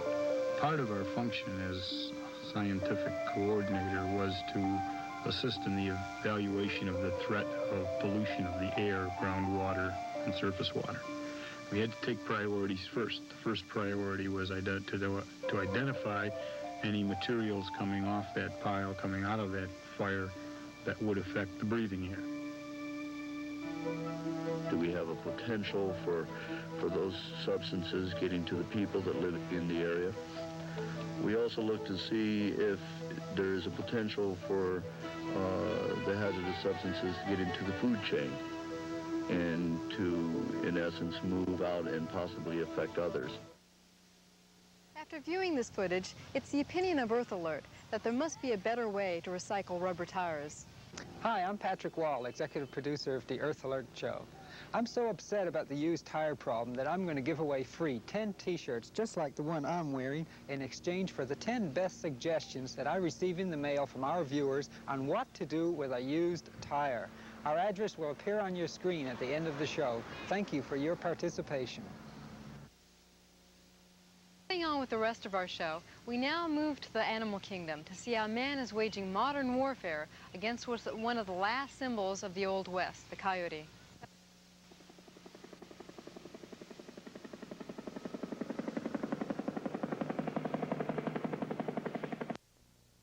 Wait until you see this. You're by yourself on a lonely road when a tire blows out. There's no place to call for help, so you have to change the tire yourself. When you reach for your spare, instead of the usual mini tire you find in some cars, you come across this unusual looking object. Could this be the spare tire? It looks more like something from outer space. Actually, it's being introduced as the airless tire of the future. Good idea. But the question is, why do auto manufacturers keep putting these wheelbarrow-sized spare tires in cars in the first place? The main reason for the mini spare or compact spare is to decrease the weight of the vehicle, which helps the auto manufacturers meet their fuel economy requirements that are set by the government. One of the problems with the current mini spare system is that it does lose air over time, and since the normal consumer doesn't check the air pressure of that spare system, when he goes to use it, it could be very low on pressure or even flat. That's the big advantage of our maintenance-free non-pneumatic spare, is that it's always ready to be used whenever a puncture would occur. And it also gives the driver a bit of confidence. If he's already had a flat tire and now he was to put another pneumatic system on, he's leery of that pneumatic system, whereas now putting on a non-pneumatic system, that tire will not puncture. This tire has been tested by Uniroyal Goodrich since 1984. And in the lab, it passed all the most severe road hazard tests. But we were skeptical. and gave it some tests of our own. First, rocks. Next, a very common road hazard, broken glass. We even backed over it several times, but all that happened was a few shards of glass stuck in the treads. I'm sure you'd like to try this one on your spare tire the next time you use it. The drill had absolutely no effect.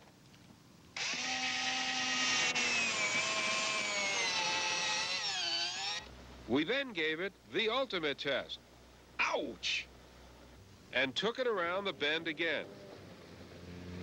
Though they don't recommend driving this fast, the tire had no apparent damage.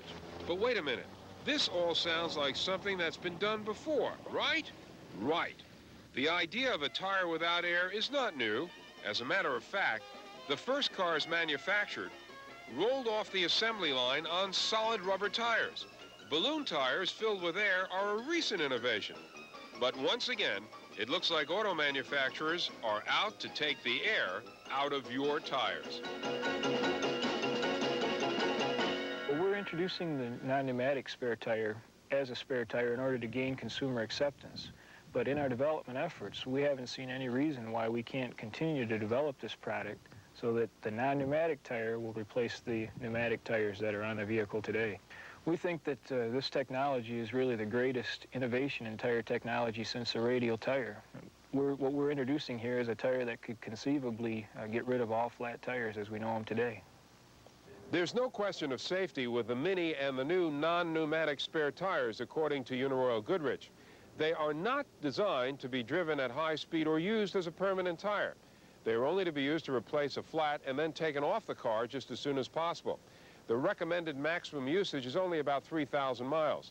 The airless spare will probably not be on the market until the 1990s, and they will not be replacing your steel-belted radios for some time to come. And we'll be right back to Fight Back after this break.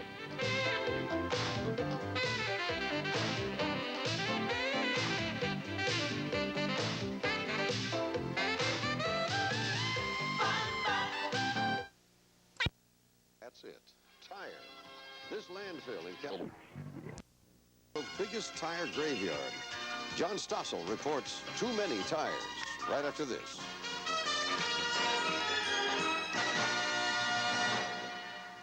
Wish list, but you're about to see what a pile of 40 million tires looks like. And while that sounds like a lot, it's only a fraction of the number of tires Americans have thrown away. Since the time of the Model T, we've discarded 2 billion tires. We add 200 million more each year. Now, what on earth are we supposed to do with them? And where on earth? Well, someone has to worry about these things, and around here, we've nominated John Stossel. Tracks like an arrow, drinks up the water and spits out the miles, and that's miles. The Go Anywhere Wrangler. One good reason why Goodyear outsells all the foreign radials combined. They look so good in the commercials, but it doesn't take long before you're at some tire dealership or gas station saying, "Take it off, I need a new one." And what does the gas station do with the old ones? Well, often they just take them out back and dump them somewhere. So most gas stations around the country end up with piles of used tires like this one. And what can they do with it? They can't take the tires to the local landfill. What if you tried to take them down to the county dump? Well, they'd have a heart attack right on the spot. You know, they say, "Whoa, I've tried it." The same dumps that I used to dump in no longer accepts my tires. Why not? Well, for one thing, landfills are running out of room. And even those that have room don't like tires because, well, tires are forever, or almost forever. Most paper garbage, when exposed to sun and water, decomposes. In several years or so, it's dust. A rubber tire is a rubber tire for hundreds of years. To make things worse, they don't stay buried. They tend to creep back up to the surface. And to make things much worse, piles of tires can catch fire. Lightning started this fire at a stockpile outside Denver. It burned 6 days. The smoke could be seen as far away as Nebraska. And if you've ever smelled burning rubber, you know that seeing the smoke wasn't the problem. This is why landfills say no tires. And so all over the place, there are smaller piles. People who just can't find a legitimate way to get rid of old tires dump them. But now entrepreneurs are offering new solutions. In New Jersey, Metropolitan Tire Converters shreds tires and then sells the pieces to a company in Greece that somehow uses them as fuel.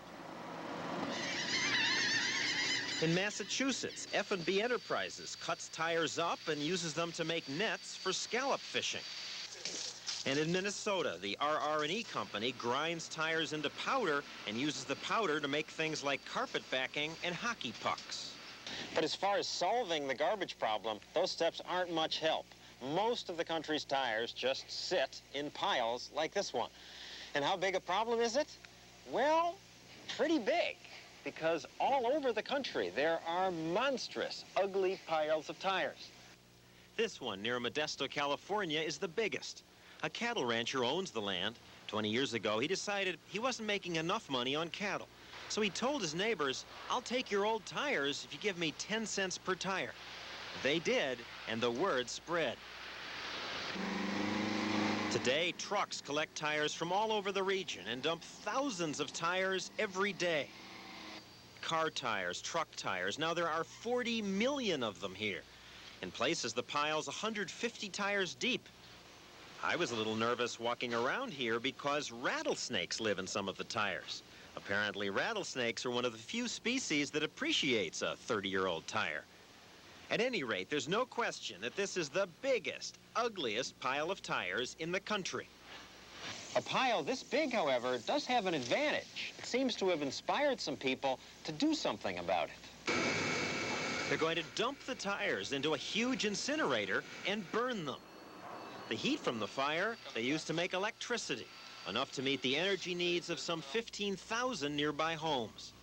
It makes sense. Tires are made from oil. Why import oil when you have all these tires sitting around? One tire can heat one home for one day. This is energy.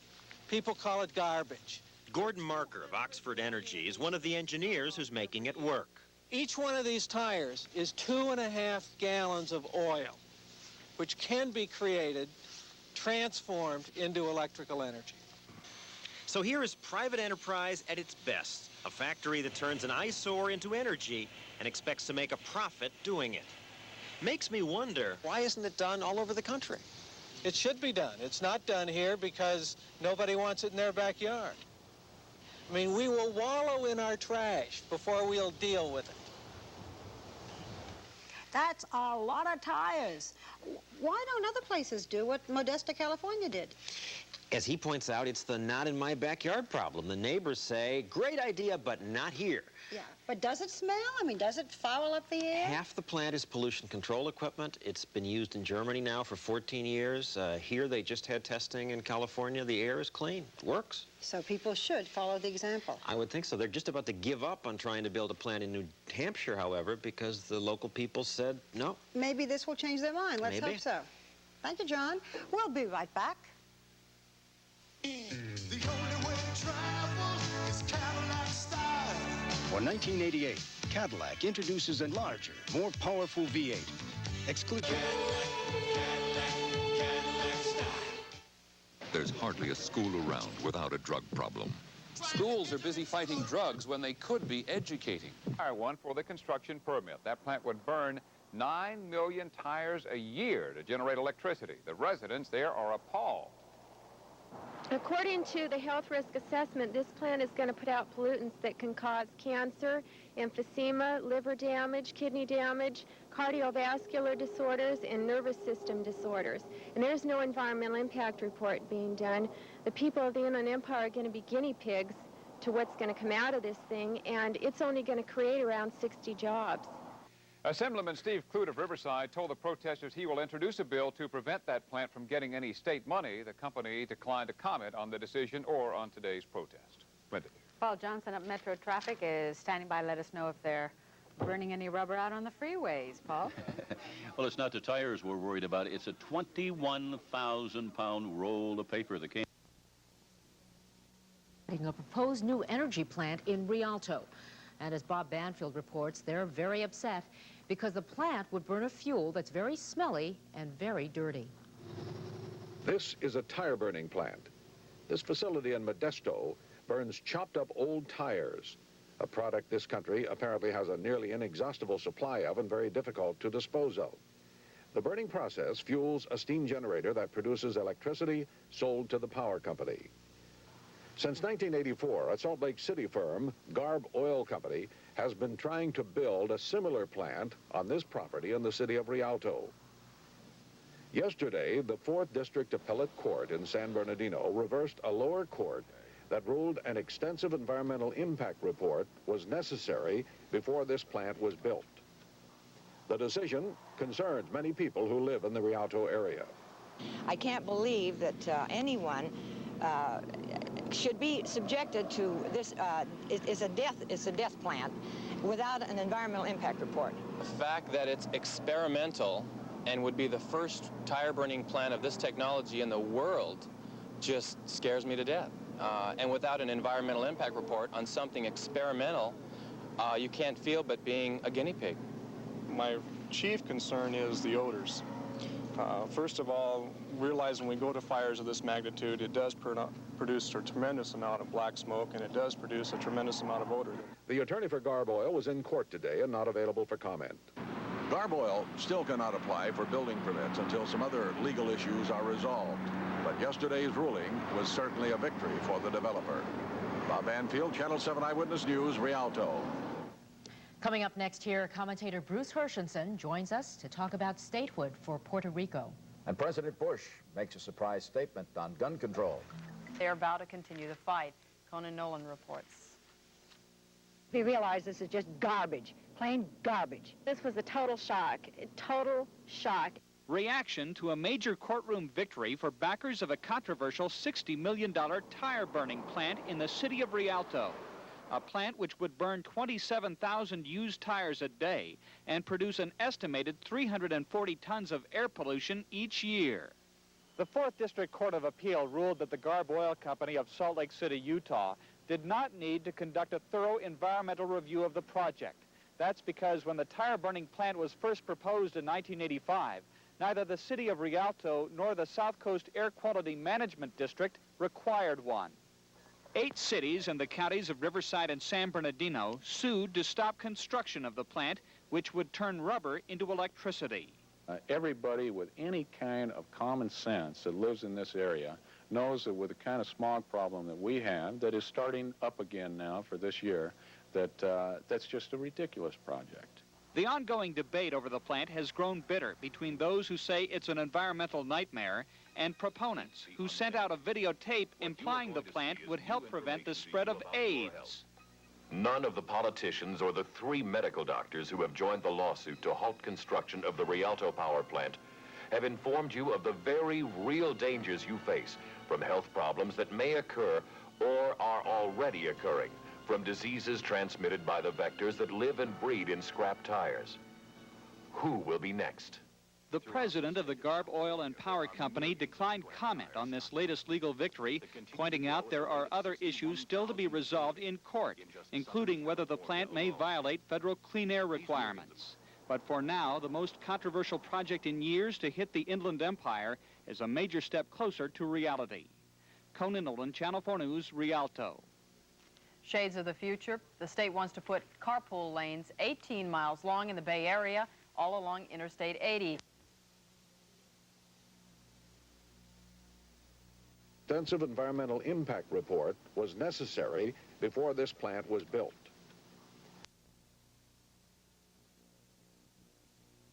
In the city. In West Los Angeles, Ron Olson, Channel 5, News at 10. And still to come on News at 10, a DC-9 used to deliver supplies to the Contras in Nicaragua has crashed, killing 10 means of preventing these diseases. Well, case in point, Shelby Bush's junkyard and tire land, located on the outskirts of Sun, Louisiana. 17 sprawling acres of nothing but old, discarded tires, lots of them. Trust us. At last count, there were at least 100,000. The last count was a few years ago. It's the kind of astonishing sight that when you're driving by, you just might want to flip around and drive right by again.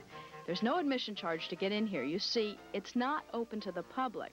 It's Mr. Bush's private collection, dating back to circa 1971. Now, what is it that you really like about tires? Because they're easy to pick up and other people don't like them, and I do. And there's a lot of fuel value tied up in each tire, stored. Now, you started collecting them, what, about 18 years ago? 18 years ago. And how did you start collecting them?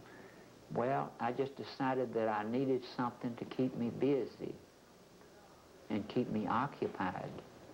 And for Mr. Bush, who claims he is the president's distant cousin, collecting tires has become the equivalent of a full-time job. He's retired. Hey, no pun intended. As a matter of fact, we weren't able to track him down until late that night after he'd put in an entire day of tire hunting. Now, how do you find your tires? I go around to the service stations and the tire recap places and numerous places where they save the tires special for me to pick up. Now, is there real science to finding old tires? There's real what? A science to it, an art to it? No, it's just something that I don't have much competition in this interest of picking up tires and saving them. Competition, no, it's not really something Shelby has to worry about. But believe it or not, controversy is.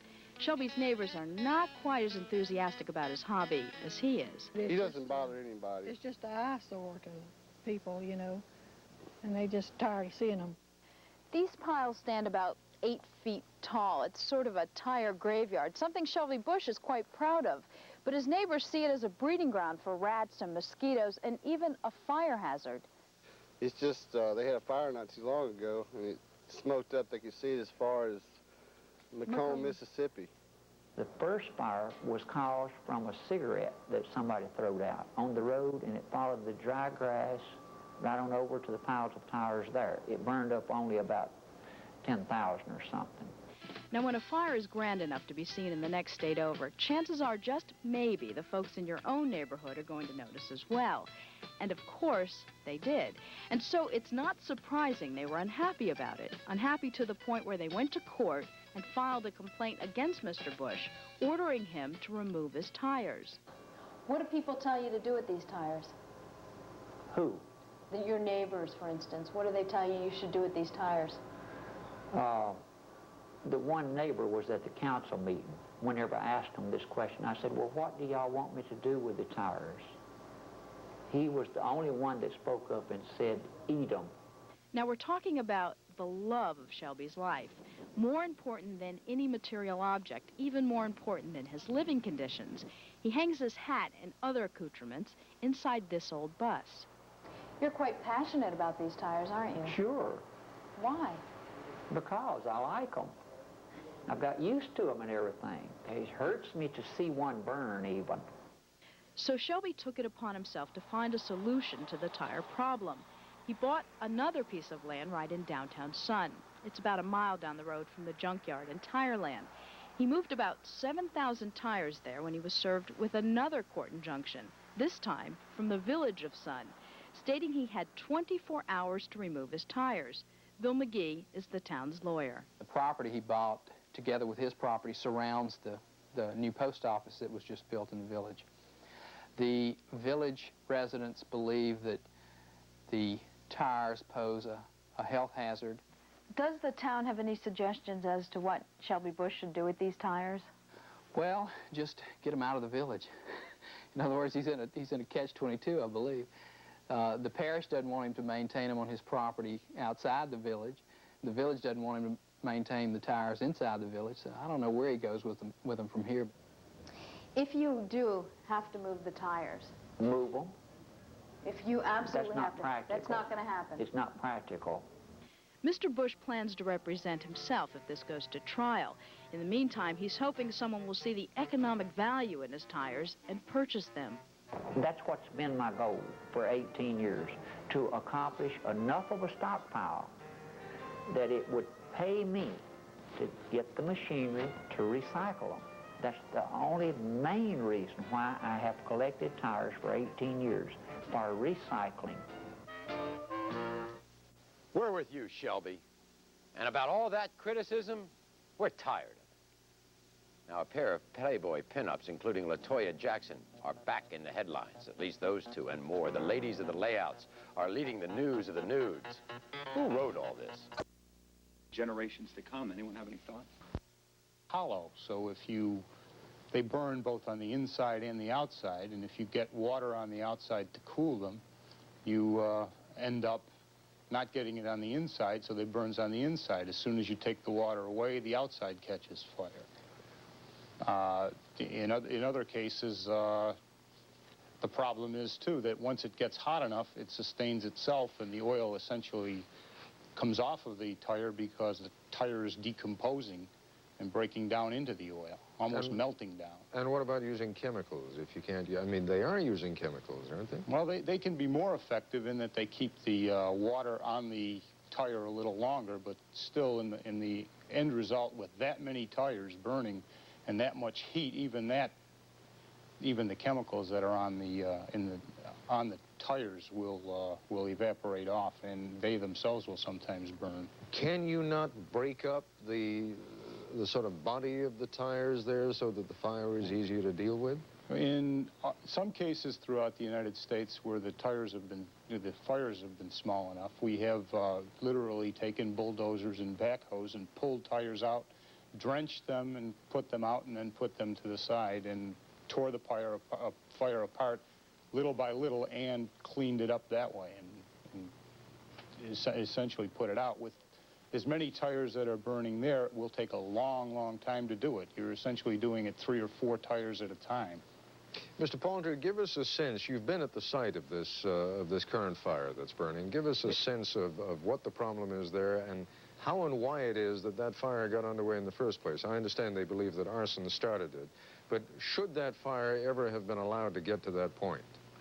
Greenpeace's concern has been with the 2 particular points. The air emissions, number 1, contain, as you mentioned in the introduction, benzene, dioxins, and furans are also being generated by the fire, a whole range of other toxic organic compounds. And we've also have serious concern with the generation of oil, which threatens to contaminate the groundwater in the area. Our concern throughout this episode has been the Ministry of the Environment's failure to enforce the prevention measures, the fire prevention measures that they initiated in '87, but subsequently didn't follow up on to the full extent of their legal capabilities. Just give us a sense, because I know an awful lot of people around the United States as well as up in Canada are concerned that this kind of thing can happen again. When you have, as we do in this country and as you do up in Canada, a number of sites where millions of tires are stacked, is there a right way to do it and a wrong way to do it? Well, the Ministry of the Environment had the right idea. They issued a control order to the owner of the site in 1987, specifying, among other things, that he separate the piles into hundreds of smaller piles with fire lanes between them. That situation would have prevented the fire we have now, where there's one contiguous pile, and the fire can easily spread from throughout a small area to a much larger area. Unfortunately, the ministry didn't act with the full capabilities that they had. This thing has been in review for 2 years, and then it's been in appeal, and the ministry could have done something to speed up the process. Mr. Lafenara, what are the regulations down here in the United States? In other words, if someone is piling tires, can they pile them any way they want to, as high as they want to, as densely as they want to?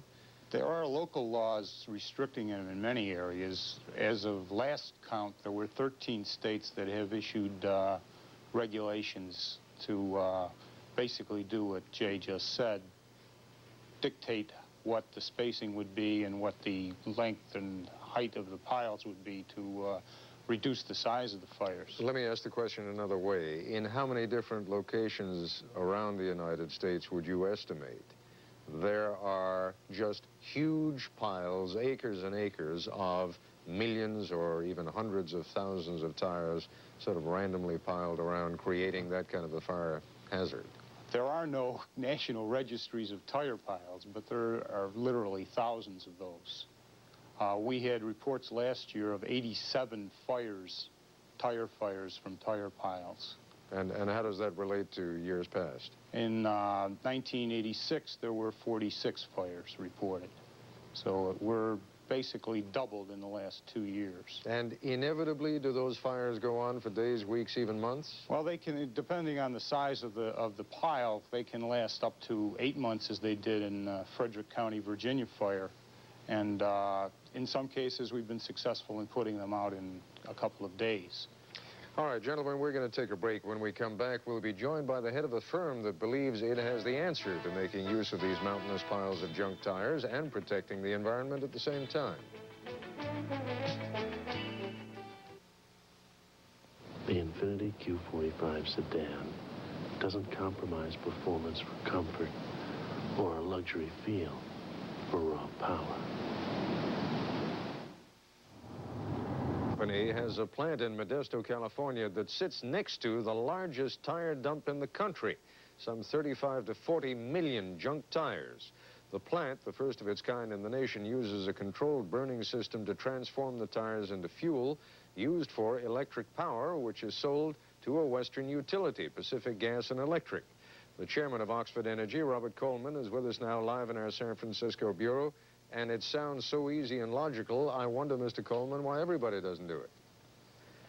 Well, Ted, you know, when Bell discovered or invented the telephone, all the basic components were available and generally known for 75 years. It just takes, it takes timing, and it takes imagination, and it takes some guts to put something together. The components of our plant are rather basic. They've been with us for a while, and it took a compelling problem which had to be solved to create the environment for us to come in and put that plant there. I'll tell you what, we have some video, both of the tires that are stored next to your plant, we're looking at it right now, and of the plant itself. Describe for me for a moment how economically feasible it is to use the tires to burn them for energy. I mean, do you make money on it, and can you put it in terms that the average viewer can understand? Well, tires have a heating value which is better than coal. Coal is something that you pay for and burn in a power plant.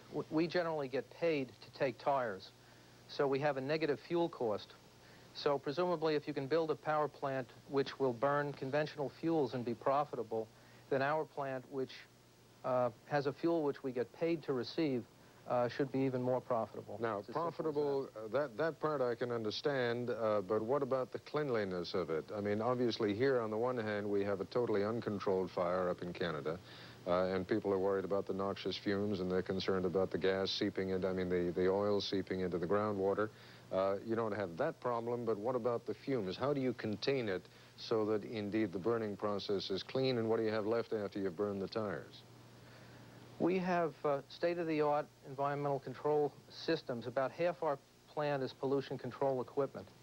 And there is no tougher place in the country to put a plant in than in California. We've been operating successfully there for 2 years now. We've recently started construction on a plant in Connecticut, and we've set the standard for environmental controls in Connecticut. The technology exists to clean these tires after they're incinerated. Let me go back out, or back up to Canada, rather, and Mr. Palter of Greenpeace. Any dissenting voice up there when you hear about, I mean, you must be familiar with these plants, and as I said at the outset, it sounds so logical and so simple that I wonder if it isn't too good to be true. Well, I think it is a little too good to be true. Greenpeace's position on incineration of tires is that we're generally opposed to the incineration of any hazardous waste. In the case of tires, the incineration industry comes along and says, well, here's a political hot potato for politicians. In fact, in this particular case, we're giving the heat to the politicians about their failure to recycle the tires. The incinerator offers this wonderful solution, which he claims is pollution-free, and takes the hot potato off the politicians' hands. In fact, incineration of any hazardous waste, and tires are hazardous waste when they're incinerated, generate emissions much like the emissions that are generated at this fire. And if we were burning all the tires that are stockpiled right now, we'd be probably generating far more contamination than this fire is right now. And yet these, presumably, in this particular plant, those toxic chemicals, that toxic waste is being filtered out in some way. You don't buy that. Well, parts of it are being filtered out, but if you have a situation where a percentage is being filtered out, there's still emissions from the site, there's still ash from the site, and if my memory serves me correctly, that particular plant has had a lot of problems being sited and then operating in that area. There's a lot of resistance to it. People don't want incineration of waste. People want waste to be reused and recycled. And in the case of tires, there's a whole range of things that can be done. There's retreading. There's making tires that actually last 100,000 miles instead of 50,000 miles. And a whole range of other options that you can do before incinerating them. Yeah, none of which, however, is going to help us with the 2 to 3 billion tires that we have in this country right now. Mr. Lafenara, your views on this recycling, the burning of tires. Any problem with it? Does the EPA have any problem with Ted, it's a complex problem in that the 3 billion tire backlog we have is not going to be solved by a 100,000-mile tire. The incineration, if it's done properly, not incineration, but the process of conversion or pyrolysis that they use to make oil, if it's done properly with the proper scrubbers, is probably going to be no more polluting than a oil-fired burner of any kind. Yeah, well, I'll tell you, Mr. Lafenara, if you could just answer the question, though, because my question is it being done properly? I mean, you must be familiar with that plant out there. Well, from what I've heard, it is. Whether it is at other facilities, it's an enforcement problem that has to just be kept on with. You have to really keep on top of it. Okay, we're going to take another quick break, and we'll conclude our discussion in just a moment. And we're back once again with Mr. Coleman to talk about the economic feasibility of your plant. I can understand that if they're paying you to take the tires and you can then sell the energy that is produced by burning the tires, you ought to be able to make money. But let's say that you just were able to take the tires, that you didn't have to pay for them, but you weren't being paid for them. Would it still be economically feasible? It depends on the part of the country. With the oil embargo and the push to get off conventional fuels, there are power rates that are being offered in different parts of the country, and those rates vary. In certain parts of the country, it would be quite economic without the tip fee. In other parts of the country, the tip fee is required to make these plants work. The tip fee is the fee that is received when you pick up the tire. Now, you actually have to go and get the tires and bring them back to that dump. In other words, that dump belongs to you? The dump doesn't belong to us. We have the rights to the tires in that dump.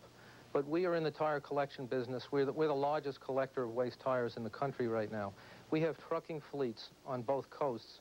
And those fleets of trucks go out and they collect tires from your Sears or Goodyear store or from the gas station or from the junkyard, and then brings those tires to one of our power plants. Just as a matter of curiosity, how do you stack them out there? Judging from those few pictures we were looking at, it does not look as though you stack them in such a way that there are fire lanes between relatively small clusters. Well, as I said, those tires and that tire pile was not created by us. Typically, when we stack tires, we do create fire lanes. We work with local health and fire officials to come up with a fire prevention and protection plan. Also, we shred tires, and you reduce the risk of fire if you shred the tires. But I mean, we would never create. Shred them so that they're easier to burn, or shred them for some other use? You shred them to avoid the risk of fire. The air in the middle of the tire helps to promote a fire once it gets started. If you shred them and they're more densely packed together, you can avoid the fire risk. All right, one more quick question to Mr. Lafenara. Any sense of how long this fire up in Canada is going to burn? Well, from what I've seen of it, it could burn as long or maybe even longer than the one in Frederick County, Virginia. 8 months or more? 8 months or more. All right. Gentlemen, I thank you all very much for being with us this evening. Tomorrow, on Primetime Live, Judd Rose tells you the step-by-step process of how to get a divorce if you are one of the rich and famous. That's our report for tonight. I'm Ted Koppel in Washington. For all of us here at ABC News, good night. This has been Nightline.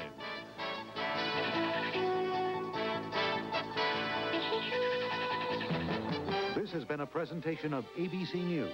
where more Americans get their news than from any Company in Southgate. It was a flare-up in the same area as yesterday's fire in a pile of ground-up rubber tires at the Royal Rubber Company on Firestone Boulevard.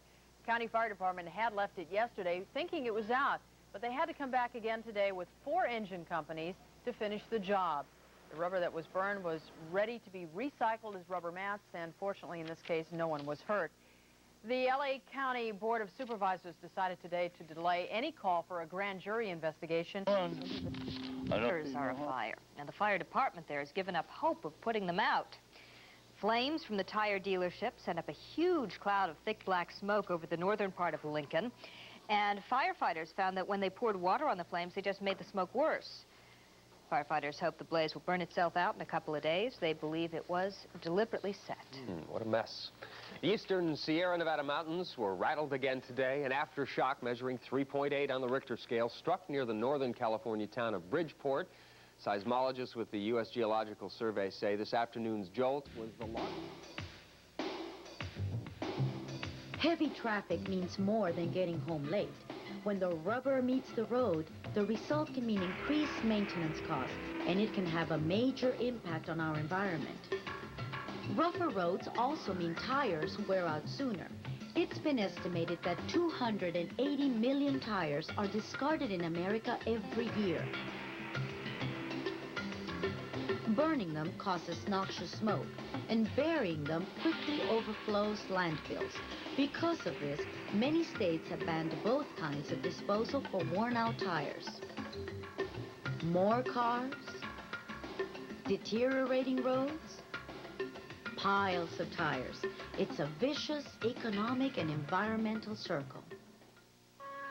The contents of this bottle may hold a solution. This is granulated rubber from recycled tires. Combined with conventional highway asphalt, these ground-up tires contribute to a new kind of street surfacing. Some call them rubber roads. The streets of Thousand Oaks are a major example of rubber roads in action. Thousand Oaks City Manager is Grant Brimhall. The principal benefits we feel of the so-called rubber roads are several.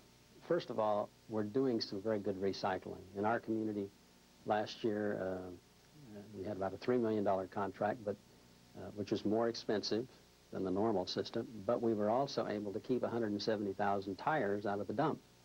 Secondly, when the rubber meets the road, it's meeting a rubber road, and the noise level drops, and so it's a more peaceful neighborhood. Thirdly, they last a lot longer. We're able, we think, to extend to double the life of a normal street. That means that instead of paving a street or repaving it every 20 years, you're doing it every 40 years. Today, a relatively small percentage of California's highways use asphalt rubber, but Caltrans is working to determine industry standards for the future. Enthusiasts think the technology has great potential. John Corcoran is president of Manhole Adjusting Incorporated, a road resurfacing company. It would only take 40% of the federally funded roadways to include asphalt rubber as the system being utilized for that purpose to take care of the entire current waste stream of tires that's generated on an annual basis. John Corcoran's projections remain untested, but turning old tires into new roads is certainly the kind of thinking we'll need to create transportation systems that are as environmentally sound as they are economical. I think cities generally are being encouraged by a whole variety of factors, economics, environmental issues. Is the safe disposal of used tires. How big is this problem? Consider that for the 5-year period from 1986 to 1990, more than 1.2 billion car and truck tires were scrapped. On an average, that translates to almost 1 tire per year for every man, woman, and child living in the United States. And the problem is far from full resolution. Many of these tires have been placed in landfills, but because of diminishing capacity at these sites, this is not a viable solution to the problem. Still, more are being stockpiled in huge storage areas covering hundreds of acres. Here, they pose a serious fire and environmental hazard. Baker Rubber Incorporated, with plants in South Bend, Indiana, and Chambersburg, Pennsylvania, has come up with some innovative ways to use old tires and is now processing more than 5 million scrap tires a year. With the opening of its Phoenix area plant in 1993, the company will be processing almost 8 million scrap tires each year. Ground rubber products like Granulite offer one of the best large-scale uses of recycled auto tires. When combined with asphalt, ground rubber makes a paving material with some interesting properties. For example, roadways paved with asphalt rubber have a longer life because they resist cracking and the effects of aging. In support of this effort, President Bush signed the Intermodal Surface Transportation Efficiency Act into law in December 1991. Among other things, it requires the use of recycled tire rubber in 5% of all federally funded asphalt paving projects by 1994, and increasing 5% each year until it reaches 20% in 1997. The first step in the recycling operation is to shred the tires into small pieces. Using a process developed by Baker Rubber, the steel and fabric in the tire chips are separated from the rubber. The rubber is then ground into various particle sizes for different applications. Larger particle sizes called cushion turf have been used for over 10 years as a shock-absorbing ground cover on playgrounds, around swings, slides, and monkey bars to reduce the risk of injuries to children. More finely ground granulite particles are used to make slow-leaking soaker hoses, components for lawn and garden equipment, and indoor-outdoor tiles that improve safety around pools and patios. Like asphalt used to pave highways, roofing materials are often modified by the addition of ground rubber. This type of roof will outperform, last longer, and be more economical than alternative roofing methods. Similar mixtures are used to produce special compounds to fill cracks in pavements and seal the joints between bridges and highway surfaces. This prevents water from getting under the pavement, which might cause them to move and crack again. For better or worse, the automobile has certainly left its mark on the 20th century. But discarded tires, which once littered the landscape, cluttered landfills, and filled the air with black smoke when they burned, are now being put to the best possible use, thanks to the efforts of companies like Baker Rubber.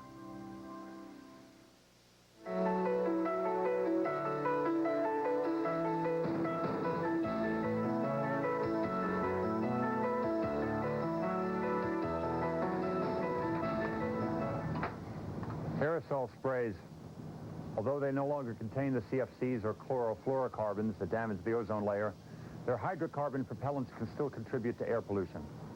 The best alternative is to use pump sprays instead.